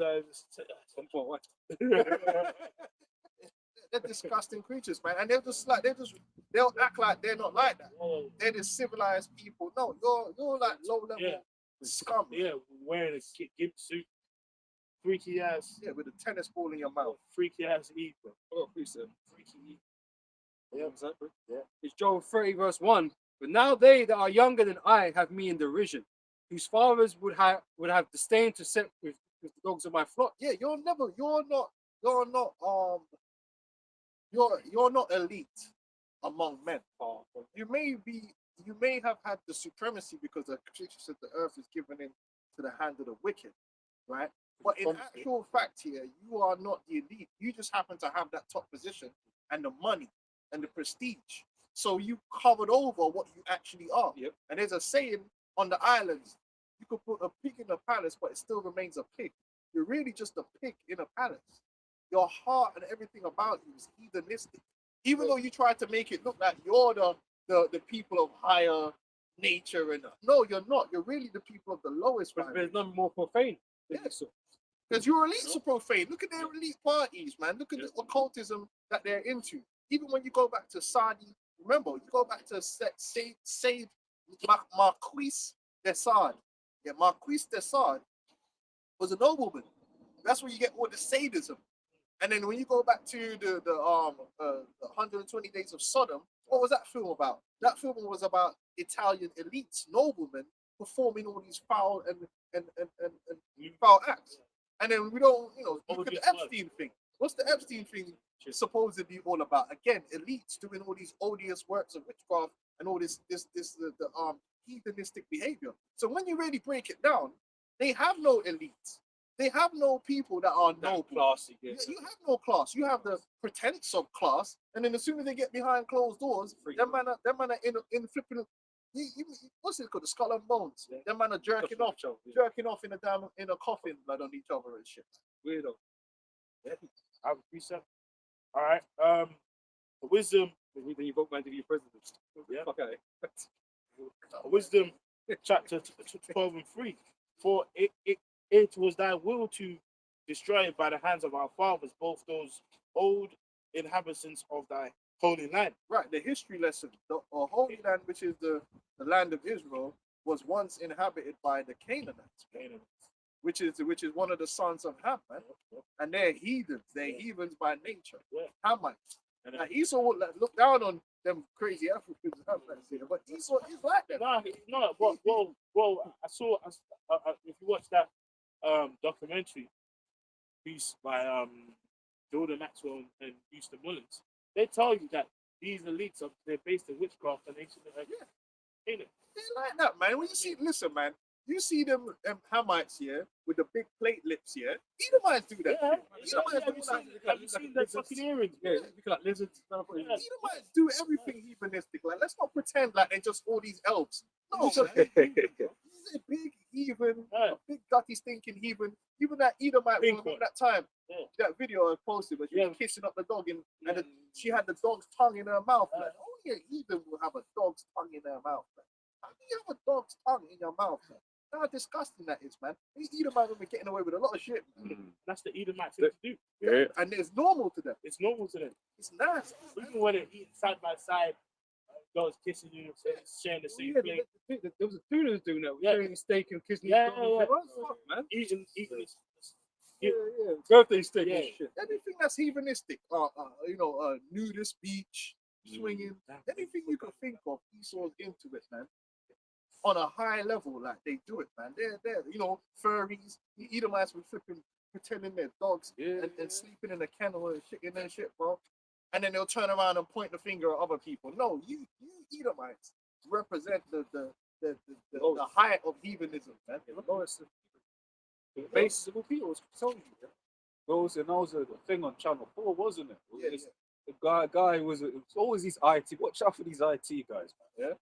But it's like, this guy was an IT guy, and he was an IT manager during the day, so he's barking orders at people. And, and then at night, he's getting into dog costumes, man. Yeah. Right, sitting next to his wife. You got Edomites that believe that they're dragons. You know what I mean? Bro, no, man. If you actually look up the amount of madness that Edomites are into, it's never ending. Yep. You got remember you had bomb fights. You had what was the other one? Jackass. Yeah. Fucking American. They could do all this crazy off the wall crazy shit. It's funny, but then point the finger at everyone else Shit. and everyone else is low IQ. Even the whole job, like changing room culture. Jake just trying to change and go home, bro. He's all He the just pulling out. tickle balls. I just think about something, right? You know, that was that Mizzy. Mizzy. Yeah, that dickhead, right? Yeah. Right, we don't fucking like the dude. He changed his life, by the way. Good, I'm glad. Right? But the things like the jackasses that inspires dudes like that. It's true. You know, What Jackass was doing was way worse than That's what way- Mizzy was doing. well, the one would get on this dude though for going into man's house and stuff. But what are you doing though? You was doing the same Bro, thing. they used to have bum fights. There was a the video they had back in the day called bum fights. Yeah. Yeah, man. Yeah. What fight was that? No. It was all different crazy shit Always- from always America, like- yeah. Okay, but But the main thing of it, they used to get like pay homeless Oh, that's people pay homeless people to fight. But it was also all kind of crazy shit on there. Like, bro, these Edomites, just look at the porn industry. Bro, there's mad porn out there. It's demonic. It's the Edomites, man. No, a small house. Yeah. in a sense, Well, they're Edomites. also, and this is back in verse 5, and also those merciless murders of children. Yeah, they were. Without, So they were. Oh, did we miss a bit? no, Read about the top bit again. it says, "Whom thou hatest for doing the most odious works of witchcraft." These Edomites are into them odious works of witchcraft, beginning with their elites. And when we say odious, meaning it involves feces, it involves piss, it involves blood, it involves children, it involves homosexuality. That's why you had Aleister Crowley and sex magic, and you had the OTO. And the highest level of sex magic is when you get to pedophilia. What a quick scandal. This was 1982, the Los Angeles fetus disposal scandal. The Los Angeles fetus disposal scandal was a 1982 discovery of 16,000 aborted fetuses being improperly stored at Malvin Weisberg's. Sounds like time period. No, Marvin Weisberg's Woodland Hills, California home. Right? So basically, if you look at it and you actually see clips of the container driver. So it was just like 16,000 like Jake babies. Heads here, arm here. Industrialized child sacrifice. And then you got all the sacrifice that's happening outside of that. You know, you got the Mark Patrol scandal and all that, man. These Edomites are into that. It says it was called a national tragedy by then President Ronald Reagan and inspired a song by Pat Boone where the fetuses finally were buried in 1985.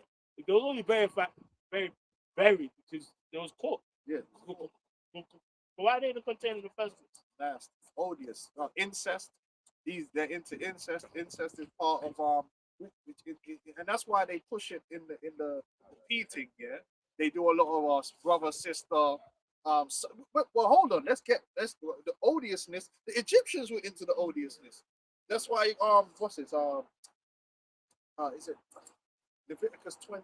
Is it 26? Oh yeah. Don't do what after the minute. And then these idiots come and tell you, oh, the Israelites copied the Bible from Egypt. How, my nigga? Bro. They literally said, don't do what the Egyptians do. How's that copied? Them Egyptians were so 69 God. Them niggas had a festival where they all link up, all the regal authorities, and go to them now and wank. It's just ejaculate into them now. What? I'm serious. All of the elites were link up, standing there and fucking When Jake link up, which is tricky. yeah. Bro, they would all link up and go to them now. Intense, bro. and ejaculate into them now. Link up, oh, man. Exactly. Yeah. You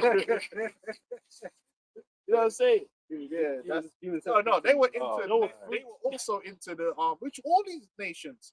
That was part of witchcraft and part of the what separated us from these other nations was our rites and rituals were clean. Their rites and rituals are the opposite. That's why Aleister Crowley, going back to Aleister Crowley, he said, listen, his mission was to do the most odious works of witchcraft possible because that gives you power on the left hand side. So one of the rituals he actually did was he got his woman to have sex with a goat, and then she shat on an altar and he ate it. Odious works of witchcraft. His thing was so odious that he had a bunch of disciples that he took out into the shires with him, and it got so mad that they all left him because man was doing so much freaky deaky madness here that they couldn't take it no more, and they all left him. And this is all on record, and all of this stuff is what all these elites are into, and all their little underlings like Cassie and P. Diddy and all these little sex slaves. They're all into all that freaky deaky stuff because that's what they initiate you into.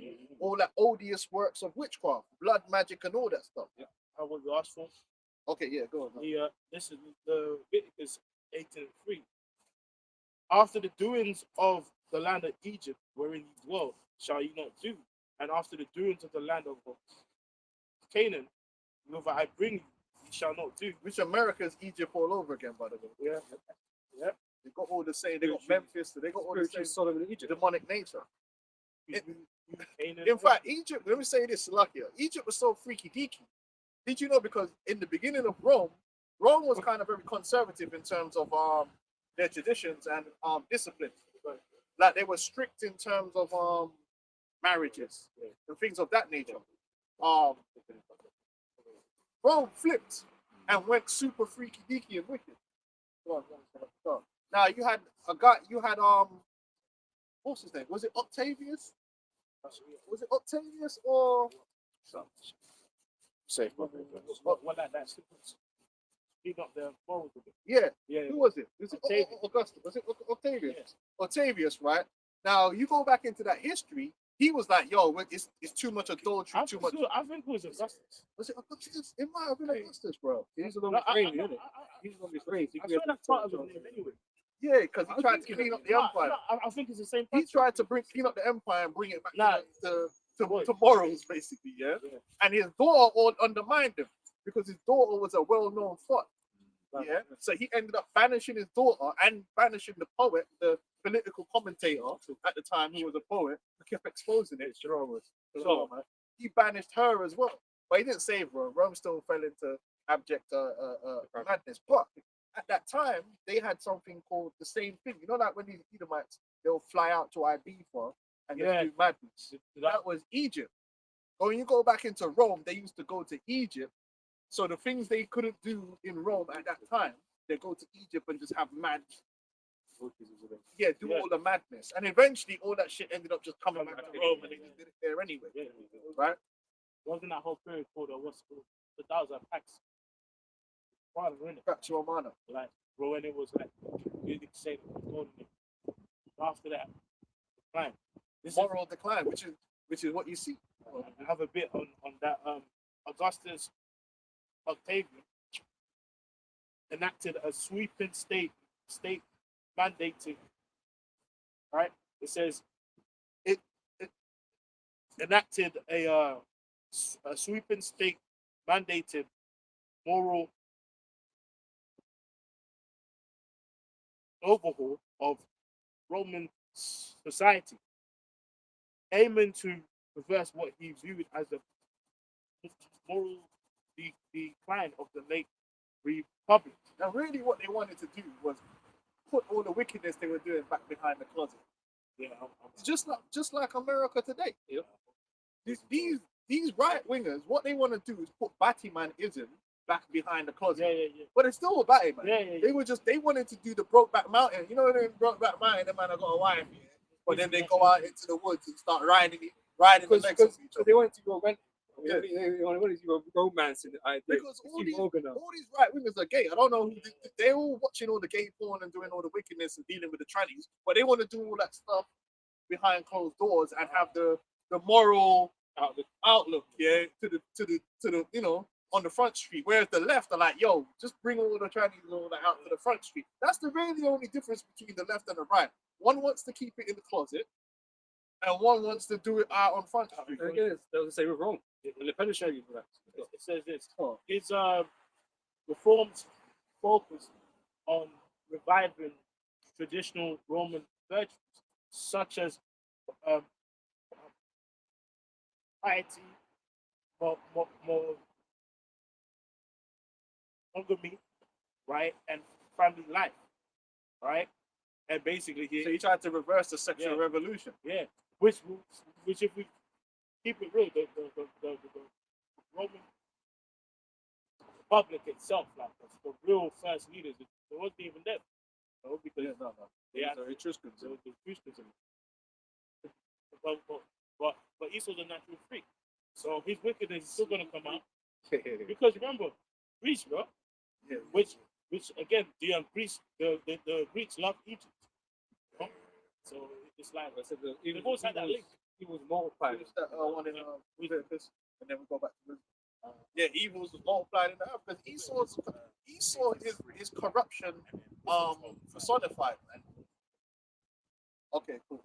Esau is corruption incarnate, man. Anything he's gonna bring the corruption. That's why he's de-wicked. He corrupted sex, man. That's why. Listen, the way these Edomites are, right? If they have a wife, yeah, their thing is, yeah, she ain't a good wife unless they have an anal sex. Yeah. They're the ones that make like they desired it like to that degree that it's like the best wife you can have is the one that is you bone her in the ass, and it's like what the fuck you doing here? No wonder your birth rate's up. Yeah, it's just in them to be deviant. They have a deviant nature. That's why when they're growing up together. Well, I heard stories. Didn't happen to me, because trust me. First of all, I won't be telling the story. Secondly, I'd probably be dead or in jail because no man can't do this. I heard stories, and this brother knows who I'm talking about. I just can't say no names. I heard stories where them man were together, chilling for a sleepover, and next man have put their rod in next man's mouth, blood, like it's a joke. I'm sure you told me the story before.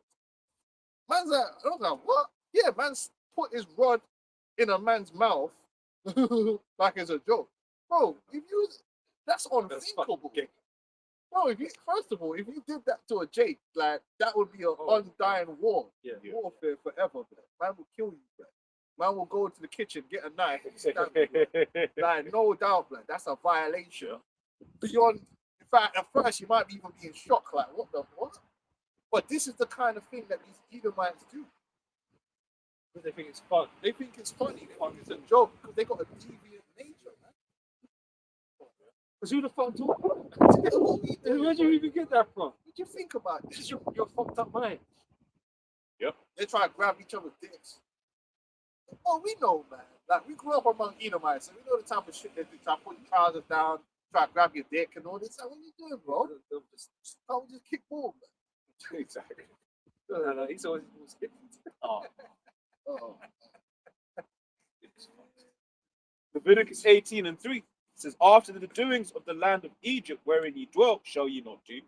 And after the doings of the land of Canaan, whither I bring you, shall ye not do. So it was both.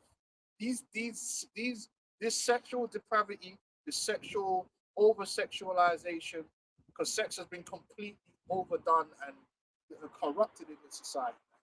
We live in low vibration, and we're exposed to all kind of freakiness, and it's messing up the minds of the youths and what they think is like it's true. Porn is not real sex, bro. Porn is fake. It's a bunch of fucking trafficked women that are getting abused, and they have to make it look like it's enjoyable. And then man watch that and think that's what sex is supposed to be like, and they copy it. It's a lot of humiliation rituals. You know, that's why it could involve piss and spitting. Like, what the hell? You start spitting on a woman. Like, what are we doing here? Bro? Spit in her face. Like, when did that come in? All that shit come from porn. No one ain't ever got with a woman and said, you know what I really want to do? I really want to just spit in her face. And piss in her mouth or something. The base of What are we doing? That's just humiliation rituals, man. recently the UK made it an offense to, like, for instance, there was a period of time where strangling was the in thing on adult entertainment, and then the UK recently was like, yeah, you'll go to jail. Like, if you watch it, if you watch it, basically they banned that now. So Necrophilia, like my man Jimmy Savile.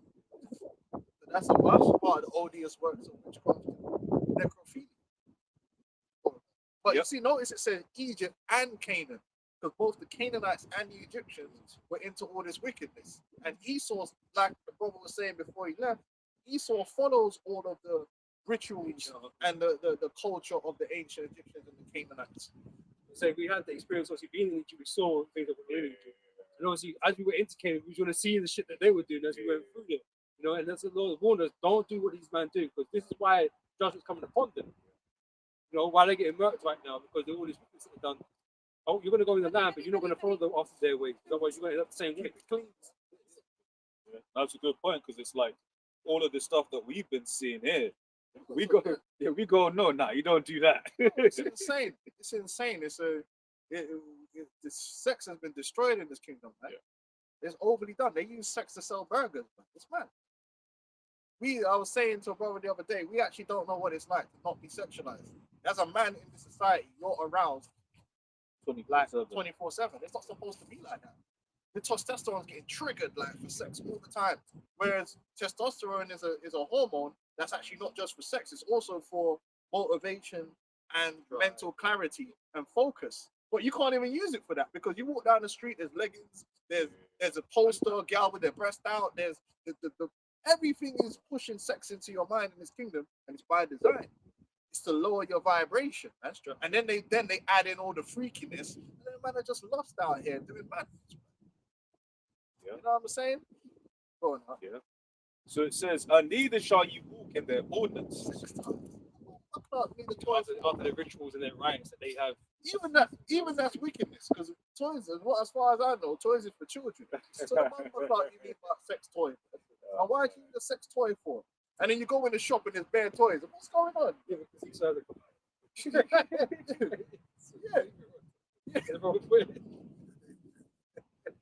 think about it, that in itself is madness, because why do you need all this extras, man? You don't need no extra stuff, man. Trust me, I don't need it. The Lord gave us the only thing we need, and we can use it. But these men have got all kind of mechanisms and all kind of vibrators. What the fuck you need all that for? And the thing is what's like they go beyond the scope of like for instance, Edomites all have ones that are phalluses that are shaped like Animal dog things, ones, yeah. horses and stuff like that. So what's going on? What are we doing here, man? So, blood, like I always say, we don't play with gal, you know, blood. Man, come with this plating, blood. Man, play with children, blood. Don't play with gal, blood. How you mean, blood? Sex toy, blood. This was just corrupted, and all that stuff. You can find sex toys going back to Egypt, going back to Rome, and all these places. I need a bumper class sex toy, blood. How you mean, blood? Anyway. So even the Germans had an issue with the small hats that were Comments like pushing all that stuff, yeah. So you know it's them. I even know the Germans there, Edomites as well. I'm looking at the worst of them. Yeah, Amalek is definitely the conduit to bring that in. That's what who your elites are, and they're the ones that bring this shit down to you, man. You know, push it out there like crack in the streets, man. Hey, the sexual revolution, nasty. Yeah. Yep. So, in Wisdom 12, read from 4 again. Whom thou hatest for doing the most odious works of witchcrafts and wicked sacrifices, and also those wicked sacrifice counts sacrificing unclean animals even unto the people, sacrificing virgins. You know what I'm saying? So like an Eminem together, sacrificing virgins and sacrificing children and all these different things which these elites do. Go on. Yep. It says, and also those merciless murderers of children and devourers of man's flesh. Cannibalism. Vampirism, the drinking of blood. Yeah, that's a real thing. That's why they love that genre. The vampire genre is a real. People think that's fictional. It's not. It's a representation of what actually happens in real life. The act of vampirism, for the blood is the life. So they believe when they drink the blood, like they're taking in life force. Yeah. So they're really into drinking blood. It's always represented by elites. Yeah. Well, yeah, they always represent that the vampires is on account, like living in a castle or something. You got peas. They never broke. They never seen a broke pocket vampire. Just got like a melody. Even in Blade, all the vampires had peas, and they had the government connections and all that. They got the old money. They got the old money that they're showing you there. But obviously, that don't mean they could fly through the sky and you know what I mean. Like they got facts. They are leeches. That's just a way of dressing it up. But the reality is they do the drinking of that. It's not unheard of. It's the Canaanites were doing it, and the Egyptians were doing it. Yep. Go on. Goes on to say, um, with their priests out of the midst of their idolatrous crew, and the parents that killed with their own hands souls destitute of help. Now, people do that through the abortion as a way of doing that, but there's actual families of witches or warlocks that get women pregnant for the purpose of ceremonies, man. And then the girl will be pregnant. They won't tell no one they'll be pregnant or whatever, and then they'll sacrifice a child. In fact, the pedophile rings do that. They get the girls that they have in the pedophile ring pregnant, and they hide them away, and they got doctors on the team. Yeah. And then the girl will have a child, and the express purpose of the child is to then go and sacrifice that child. That happens. Yep. Sabrina went into all that, man. You know, Oh, what? went into all of that, and then not just that as well. One thing that I found interesting about that show, right, is they showed how willing the participants were for these things. Like, you remember the one where it was like to eat her body or whatever, what have you. One of the characters basically was hoping. She was like, "Oh, hope maybe it's me this year. Yeah, maybe it's me this year that I can offer up my body for the coven." Oh, there's families Yeah, like that. People don't realize there's higher level witchcraft families, just like in Hollywood. Higher level witch warlock families. That's why you don't want to be born into one of these families. 100% you're going to be molested. Because once you're born into them families, you belong to the coven, man. They're going to use you. And that gets exposed. There was a program they showed on Netflix. You had the two twins. What? What it's called? What are you talking about? It's called Blackbird. Two guys, isn't it? And one found out that he was abusing some. Yeah. No, what they were twins. And okay, yeah. Go watch that documentary. These were aristocrats from out in the countryside. And then one of them got amnesia because he got in a car accident, and then his brother had to explain to him, our mother was having sex with us since we was young and pimping us out to her friends. Yeah, but that's a real thing. That's a warlock family. There's families like that, man, that they know they're into the deepness. Just like how in the islands, you got families that's into the obeah, and they pass down the obeah from generation to generation. Or you got the Santa Maria nuns, you know what I mean? Like, it's the same thing among Esau. They got whole families, whole villages, that everyone's just a witch. You roll in the witch, and they're all part of a secret coven, man. Oh, what was that one? Sorry, that A Wicker Man. Wickham. Okay, now I was thinking, what's the one, the British one? It's called. It's part of the Cornetto trilogy. Hot Fuzz. Oh, Hot what Fuzz. the Hot the Fuzz. comedy thing? Yeah. At the end of it, you can basically see that they were all basically witches and warlocks. Yeah. In it. Yeah, there's whole towns. Elder Ramar talks about all the time, because he gets them out. You go into a town and it's just bare spooky. But these witches, they ain't gonna tell you, but they know each other, and they're all part of a coven, man. You fuck around, and get caught out there, they might sacrifice your ass, man, and the police is in them. Same thing in America too. Well, Hollywood's one big witch coven. No. The Blackbird that's the one where the pedophile guy. That's not a documentary. That's based on a true story, but it's not that. There's the one on Netflix where it's actually two twin brothers. I forgot the name. I'll send it to you later. I'll post it. Yeah, and you go through it, and it's him, the one brother, recanting to the other brother what their life was actually like and why he don't like his mother. And then it turns out, yeah, she had sex toys up in the attic and all that shit, man, and pictures of them.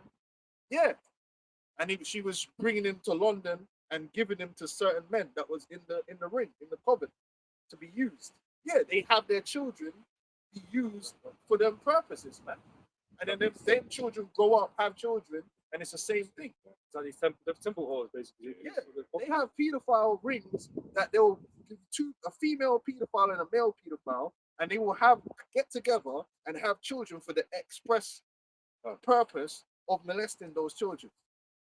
Oh, you don't know about that?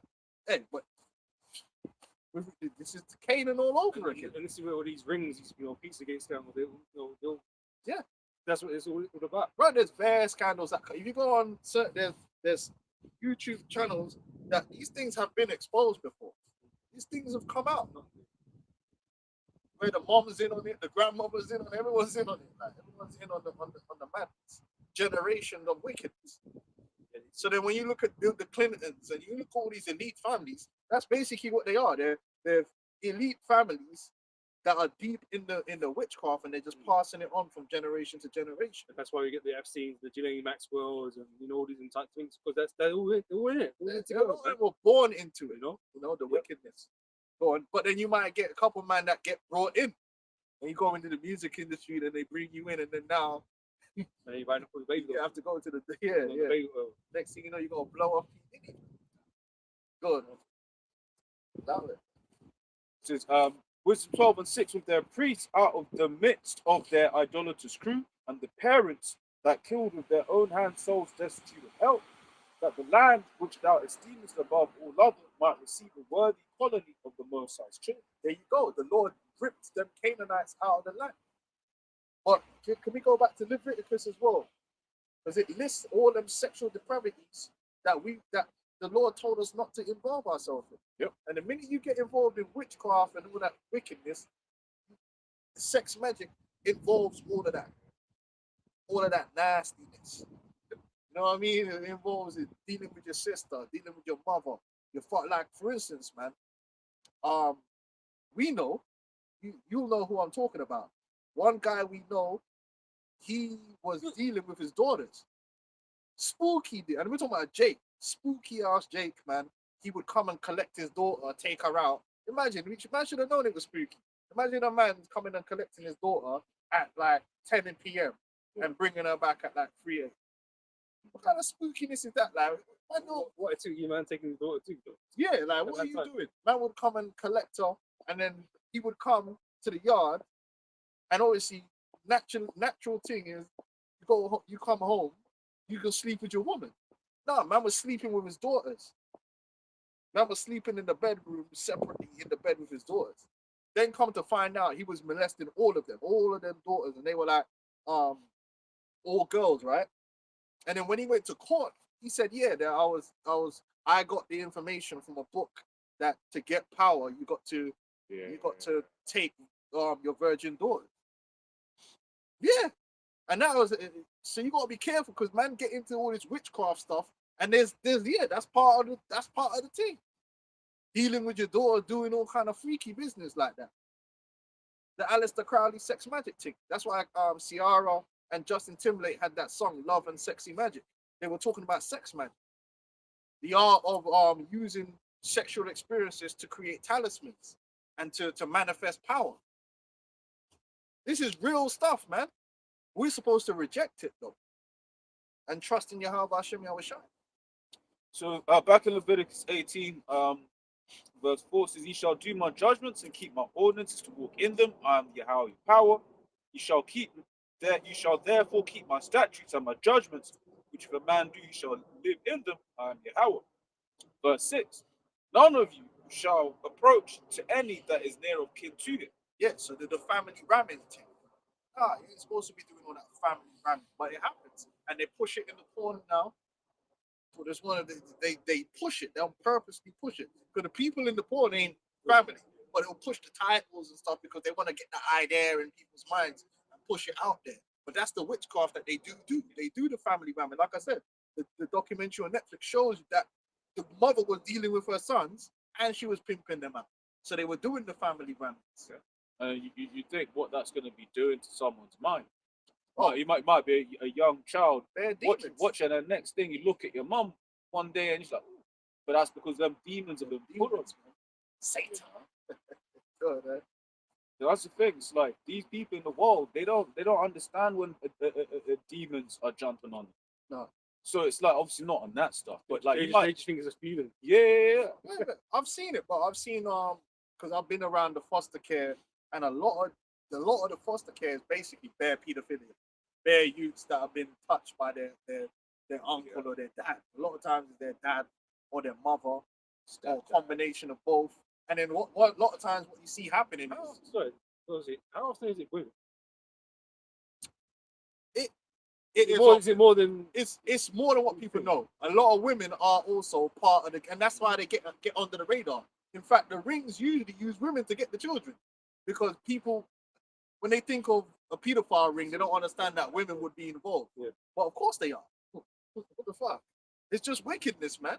Ain't just men, but they want you to think that so that when that woman is talking to the kids, you don't suspect, yeah, she's about to grab them up because you think, oh, women are safe. No, hell no. Yeah, so them women are definitely involved and enablers too. And like I could give you examples where the girl was getting molested by the father, but then he was also molesting the son, and then the son also molested the sister too. And then he grew up and he's molesting people now. You know what I'm saying? That's a real thing that happens. Yeah. Bro, it's the reality, man. A lot of that goes on. That evil was multiplied. The evil is multiplied, man, and spread because they got demons on them, so they become deviant. Yeah?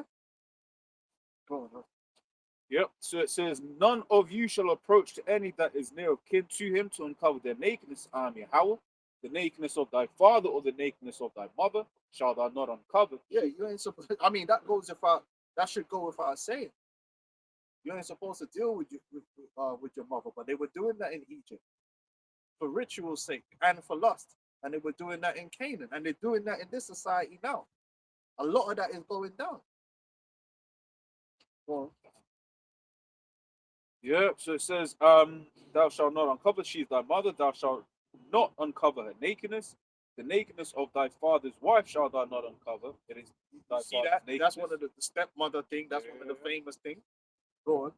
Because that once again, it's like that's that easy entry point that Esau is using in someone's mind, because yeah, it will start with like stepmother, but then that line between stepmom and mom then can easily get blurred, man. It's perverse. It's perverse, and that's one of the things Esau's push once again. So we understand certain things, certain thoughts may come into one's mind, and immediately, yo, what? Shoot them demons. But these guys will get overtaken by them demons, man. I say they can cover all these fucking technicalities and shit, but it's still adultery at the end of the day. You're still covering that adultery, yeah. You know what I mean? But you know, these people trying to find avenues over. It's not it's not my mode. Exactly. It don't matter, really. Ultimately, you still committing adultery. Well, they used to do that even on a soft note, on a soft level. You should do that in these programs. Oh, the stepmom's hot. Yeah. They're sowing that seed, you know, in the mind.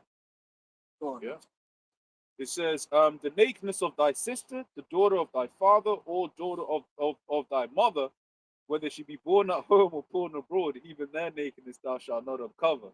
It's like I was laughing because it was like the scripture's like, nah, don't try to use no technicality. It's your sister, right? The sibling thing can't run. You don't matter if you didn't grow up in the house with her. Exactly. That's happening amongst these elites. Yeah. In fact, half of them man were marrying each other. Yeah. Incest, like the Daltons and all these man, and that's why they ended up with a bunch of the queen and them have got retarded cousins, man. Yeah. Should I use that word? The queen and them are known to have a bunch of cousins that's just hidden away from public eye that are just, you know, because they did a lot of inbreeding, man. Yeah, because I think that's the Habsburg Joe, if I remember correctly. One, you know, see a lot of them old paintings of like European aristocracy have that funny jaw. That was because they were all. Well, they were doing that in Egypt. Yeah. They were brother and sister together marrying. There was a pharaoh that married his mother. Nasty way. Yeah. So it says, the nakedness of thy son's daughter or of thy daughter's daughter, even their nakedness thou shalt not uncover, for theirs is thine own nakedness. What's that? Son's daughter? That niece? It's a grand.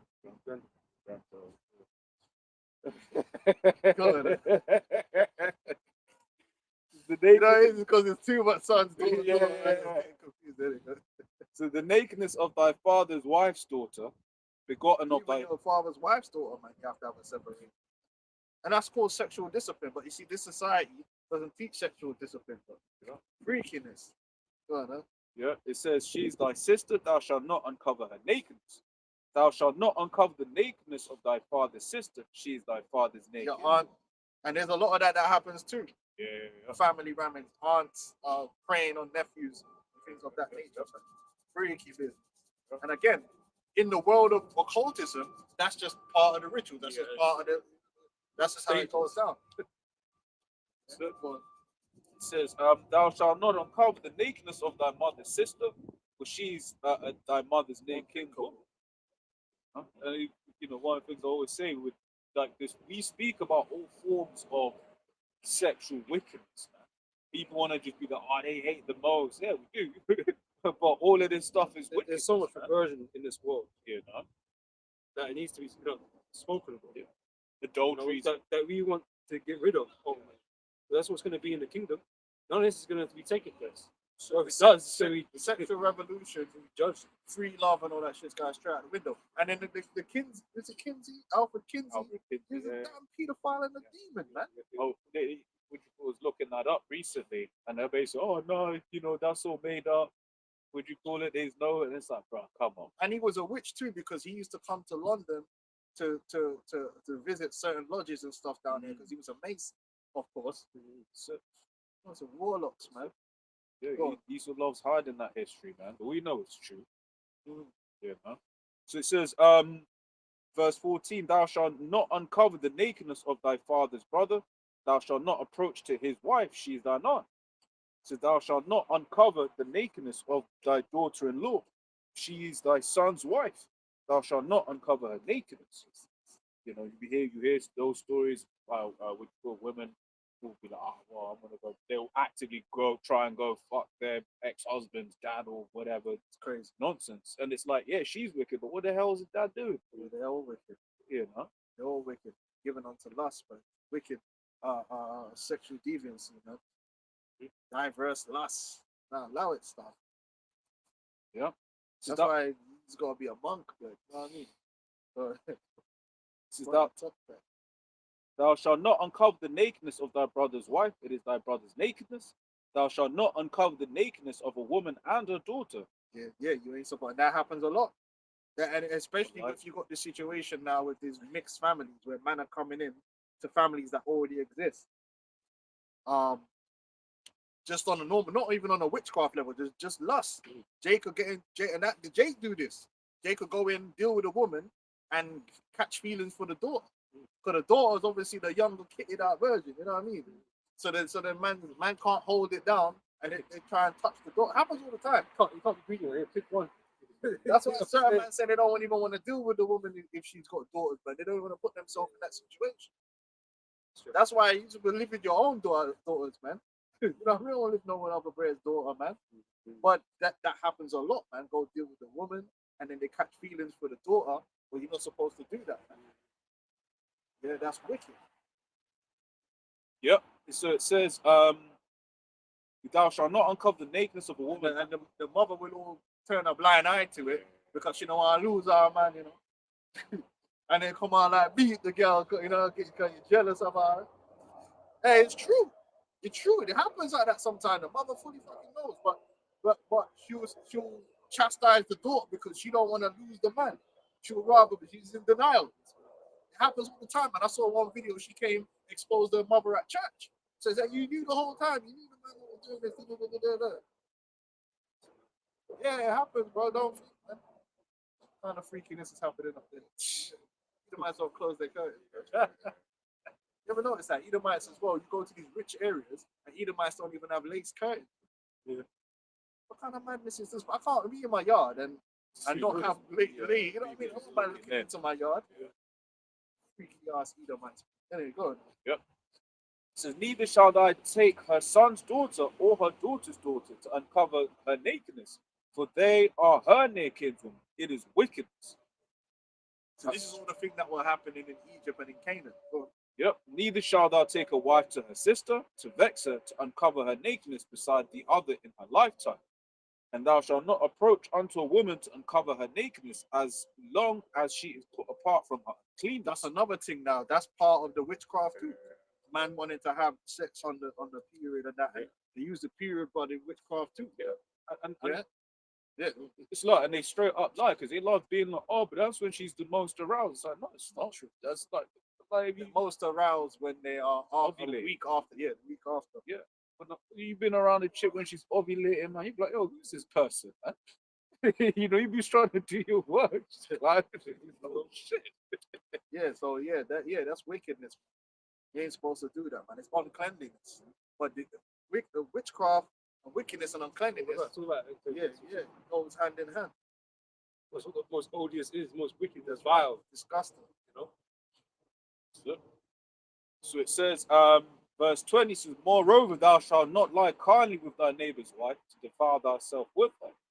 And thou shalt not let any of thy seed pass through the fire to Molech. Sacrifice. So you see, these are all the things that we was reading about in Wisdom of Solomon. Sacrifice, sexual immorality.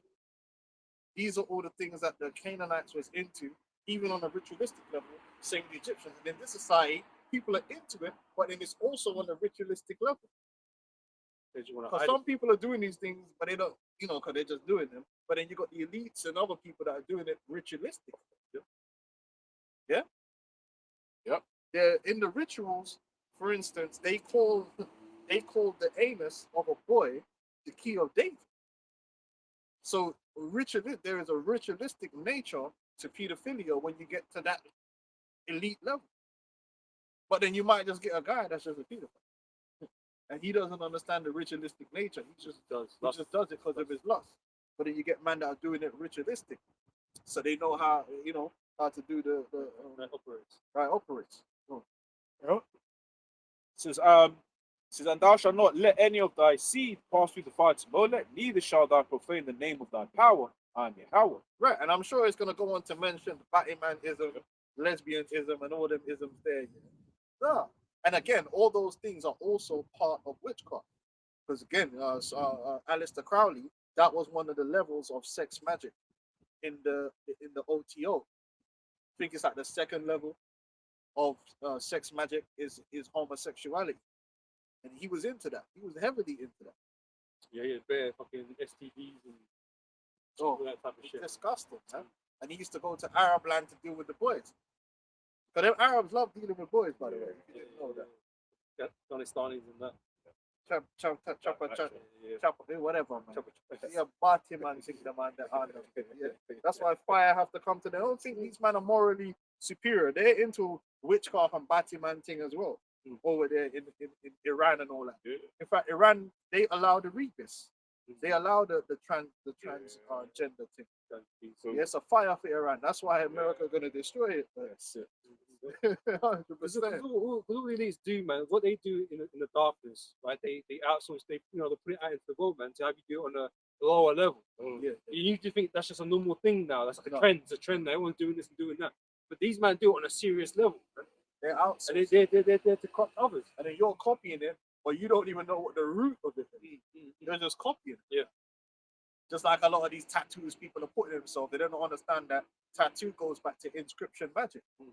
So when you're doing these tattoos, you're inscribing, because there's different forms of magic. You got blood magic, you got inscription magic, and tattoos is kind of like a mixture of both, because you can get inscription magic like where you draw sigils on a building, but when you're then putting the sigil on your body and you're piercing the blood, you're combining a blood ritual with a and that's how the witchcraft works. You can put different forms of witchcraft together to make your, to add power to whatever spell that you're casting, man. So these people don't know. They might go get a damn death horn fucking sigil tattooed on their damn bad body because they saw their favorite celebrity have it, but their favorite celebrity didn't do it off the cuff. They know exactly what they're doing. They had the that was designing. Exactly. Yeah. It was a part of the whole thing. Yeah. Yeah, just like the art, man. Them man might copy a certain form of art, but then you have another artist who the way they're drawing the art is ritualistic. That's why it will go for like 2 million. Because what's her name? Helena Blavatsky, she was heavily involved in the formation of modern art. And a lot of modern art is literally just occultic principles being portrayed in an art form, and then they put blood in there and all kind of stuff. So you think it's just a normal painting. Meanwhile, that painting's probably got 8-10 children on that painting. And all kind of sex ritual and all kind of thing. Man's in a trance with meth and enjoying up the damn thing. You know what I'm saying, man? That's why it cost $1 million, because there's energy with that. Same with these artifacts. A lot of these ancient artifacts, right, are artifacts that's got like the crystal skulls. They got blood on them. They got demons They've sacrificed people, so that's why they want those ornaments in their houses. Because it's like what they call it, cursed objects, man. They show you that when you watch these supernatural. Oh, this object here was from this such and thing, and it got this power. That's not a fake thing. That's a real thing that they do. But people don't get it. Like, they don't understand. This is the reality of the world we live in. Witchcraft, mistress of witchcraft. America's filled with witchcraft, filled with warlocks with talismans around their necks, and they're walking with the talisman. You think it's just a necklace. It's not just a necklace. They might have done all kind of ritual to empower that necklace. Yeah? Yeah, real quick. Oh, in the islands, you man in the islands know the Gyard ring.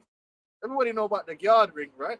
And get iled on and do their thing. And man bust the bullet like CO5 of them and all kind of thing going on. Yeah, it's true. But that's why they walk around with their Gyard ring. Like, no man can touch me. Yeah? Well, these elites and all that, they do the same thing. Oh, on a much higher level. They be pouring out the baby blood. Real quick, Exodus 22:18, thou shalt not suffer a witch to live. So that's why judgment is going to come down in this society, man. You know, you got that Marina Abramovich, spirit cooking witch. Yeah. You know what I mean? That's why we identified with you when Trump got inaugurated, which is a ritual. The whole voting, the whole American voting system is a spell. And you can see it. You see how mad, you see that last election just bugged everybody out. The Democrats and the Republicans are bugged out. They're insane. You go on Twitter, like, this guy can't be right in the head. Because they're not. The whole you casting a vote is all the giant ritual. And at the end of it, they have their little inauguration. And all the witches and warlocks attend.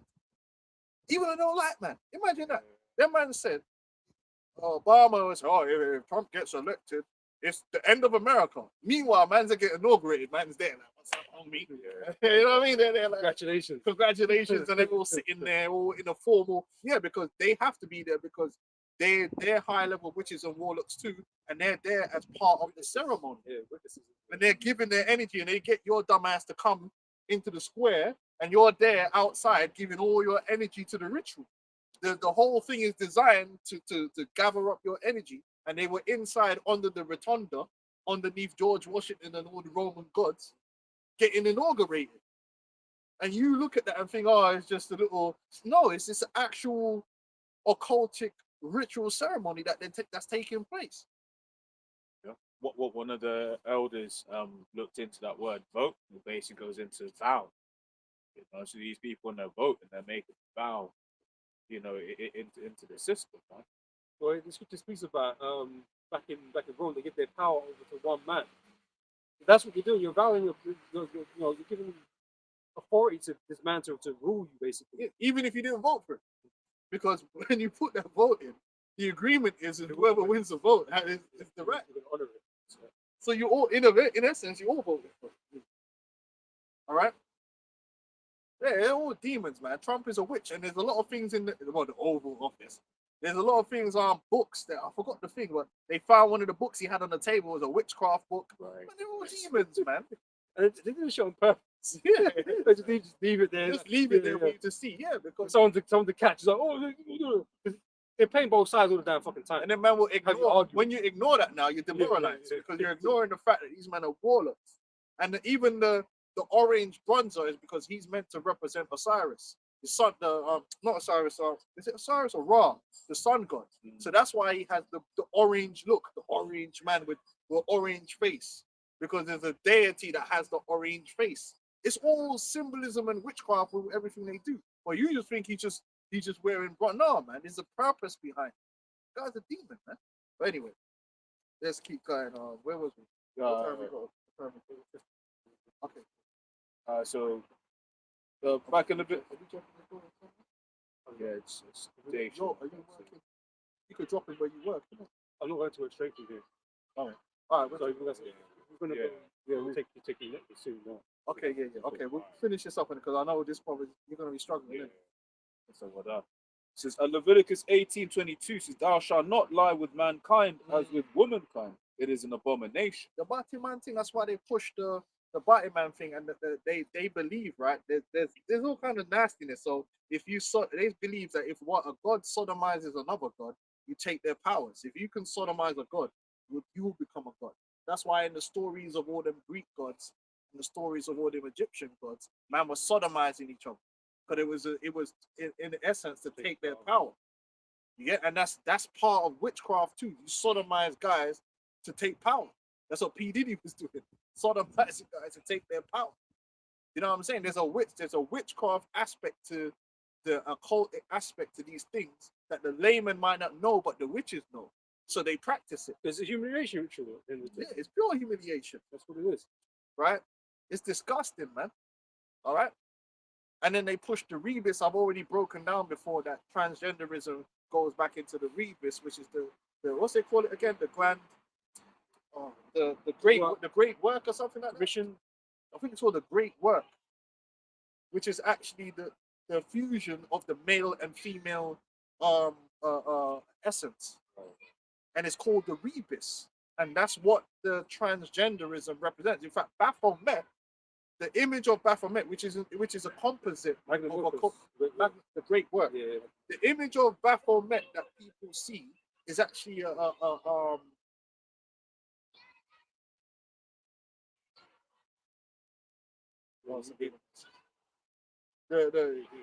the image of Baphomet is actually a lot of occultic symbolism put into one image. So that's why it's got the lie of Lucifer on it. It's got the caduceus. It's got the as above and so below, and it's got the female and the male parts, but also the beast part. Yeah. So the Baphomet represents the rebus, and then you see them pushing the rebus out there in the medical industry. What's the symbol in the medical industry? The caduceus. So it's them guys that are doing it are really witches and warlocks, but they're not going to tell you that. They're not going to come out and say, "Oh, the reason we're investing all this money in the research and how to do this is because we're doing the magnum opus." They're going to tell you, "Oh, it's some bullshit story." And then when you go back and you watch, like, for instance, them first kids that they put on the TV, like, what's the name? What's that dude's name again? Jay? It was one famous one, and they had a whole program about him or her. I don't even know what to say. And if you watch that program, even in that, like, the psychologist that was working with another group of demons, witches and Freemasons, the psychologist, there was a point in the program where she was getting to the point where she was going to go on these blockers, the pharmakia, to turn him or whatever into a girl when it's really a boy. And then there was a point where he got depressed. And then when he went to the psychologist, the psychologist said it. She actually told the truth. She said, "Listen, the reason you're depressed is because when you were like 5 and 6, it was easy for you as a boy to say you're a girl because your brain doesn't even know what that means."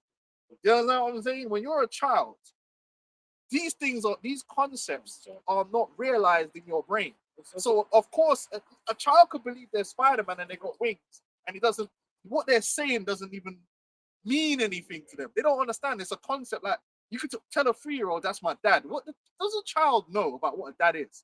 They just know that I say dad, and this person I have a connection with. They don't understand that you proceed in the, you know what I mean? Like how you understand what a father is. When you grow up, you understand what your father is and what they represent, because your brain is developed enough to understand these concepts. When you're a child, you just repeat. So when you're putting them through this pain to transition from a boy to a girl, when they do that at a teenage age, their brain is developed enough to actually understand that, hold on, the very fact I have to do this means I'm not a fucking girl. And then there's a conflict, and that conflict causes what? Depression. And the psychiatrist said it. I'm like, well, why the fuck are you doing it then? Because guess what?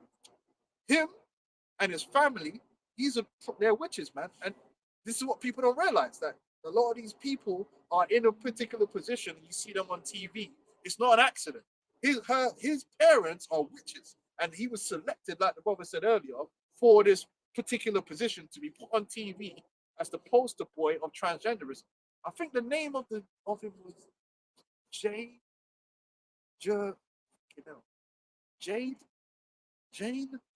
something like that. But proper in terms of one of the first kids to transition and be famous, that was one of the first ones. Yeah, that's a witch. That's a setup to push that out there into the world. Yeah, and they're all witches and warlocks, 100%, guaranteed. All right, we know what's going on out here. All right, we'll close up on that. We're exposing these devils. But yeah, the Rebus is heavy. You know what I'm saying? Out here, man. That's a big part of witchcraft, was creating these beings, and they use them in the rituals. They get used just like the trannies were getting used in the rituals. That's why you find out that a lot of these celebrities are dealing with transsexuals. You know, chicks with dicks and all this shit. Yeah? Because it's part of the odious works of witchcraft. Fucking chick with dick. You know, the Edomites love that too. They go to Thailand. Well, they're still trying to push it on you, even though they had these men going through a full transition and trying to convince you that they're women. You know, but you got guys that are participating with them, thinking that they're dealing with women. You're still participating in that witchcraft. Yeah. You know, but you're just being deceived by it. And you know what mantra they're trying to push out now, or they've been trying to push out, is the same way back when it was just the G thing, right? They would say, oh, as long as it's over there, it's not affecting me. It is what it is. But now what they're trying to push out is this. Well, if I can't tell the difference, then what does it really matter? There is a difference. There is a big difference. Spiritually, there's a difference still. You know, You know. you can try and have kids. You know what I mean? Like, there's a difference. There's obviously a difference. Yeah. You know, you're just being ignorant because you just want to fulfill your lust. That's the one, Jazz Jennings. This one. She was one of he was one of the most famous ones. And clearly, and that's why she stayed famous and in the limelight, because it's all set up. They're all Masons. You check it, the mom, the Eastern Star or some shit, you know what I mean? And they get them in and get them to do all this shit to the eyes of the public. Man. So nasty one. But that's America. The Statue of Liberty is a representation of Baphomet. It's a man in a dress. You know what I mean? Yeah, boy. Anyway, anything else on that? Yep. So let's see. It says Leviticus 18:23. Neither shalt thou lie with any beast to defile thyself therewith. Neither shall any woman stand before a beast and lie down thereto. It is confusion. So they push that out there. Oh, bestiality. So then you said it. That's what we said earlier with Aleister Crowley had his woman lay with the goat. That's mad. You know, mad. You know, yeah. Right. That's why we gotta get the hell out of here, man. This place is foul. It's disgusting. That's why the Lord's gonna America. All these things exist in America in its abundance. Bestiality, pedophilia, child sacrifice. Everything we speak about exists in its abundance on the lower level, even up to the very top, up to the elites, man. And it's like the brother said, they pushing that out there in the world because the porn is made there. Porn with everything we're talking about is made in America, in Hollywood, and they push it out to the rest of the world, man. Disgusting. They glamorize it. Glamorize it, man. That's why the Mossad gonna drop thermonuclear weapons on that place, man, because it represents all that nasty, unclean works, man. And it has to be cleansed off the earth, right? So, that it? All right. So with that, you know, we gotta get out of here, man. Double honors to the apostles and elders of the great millstone.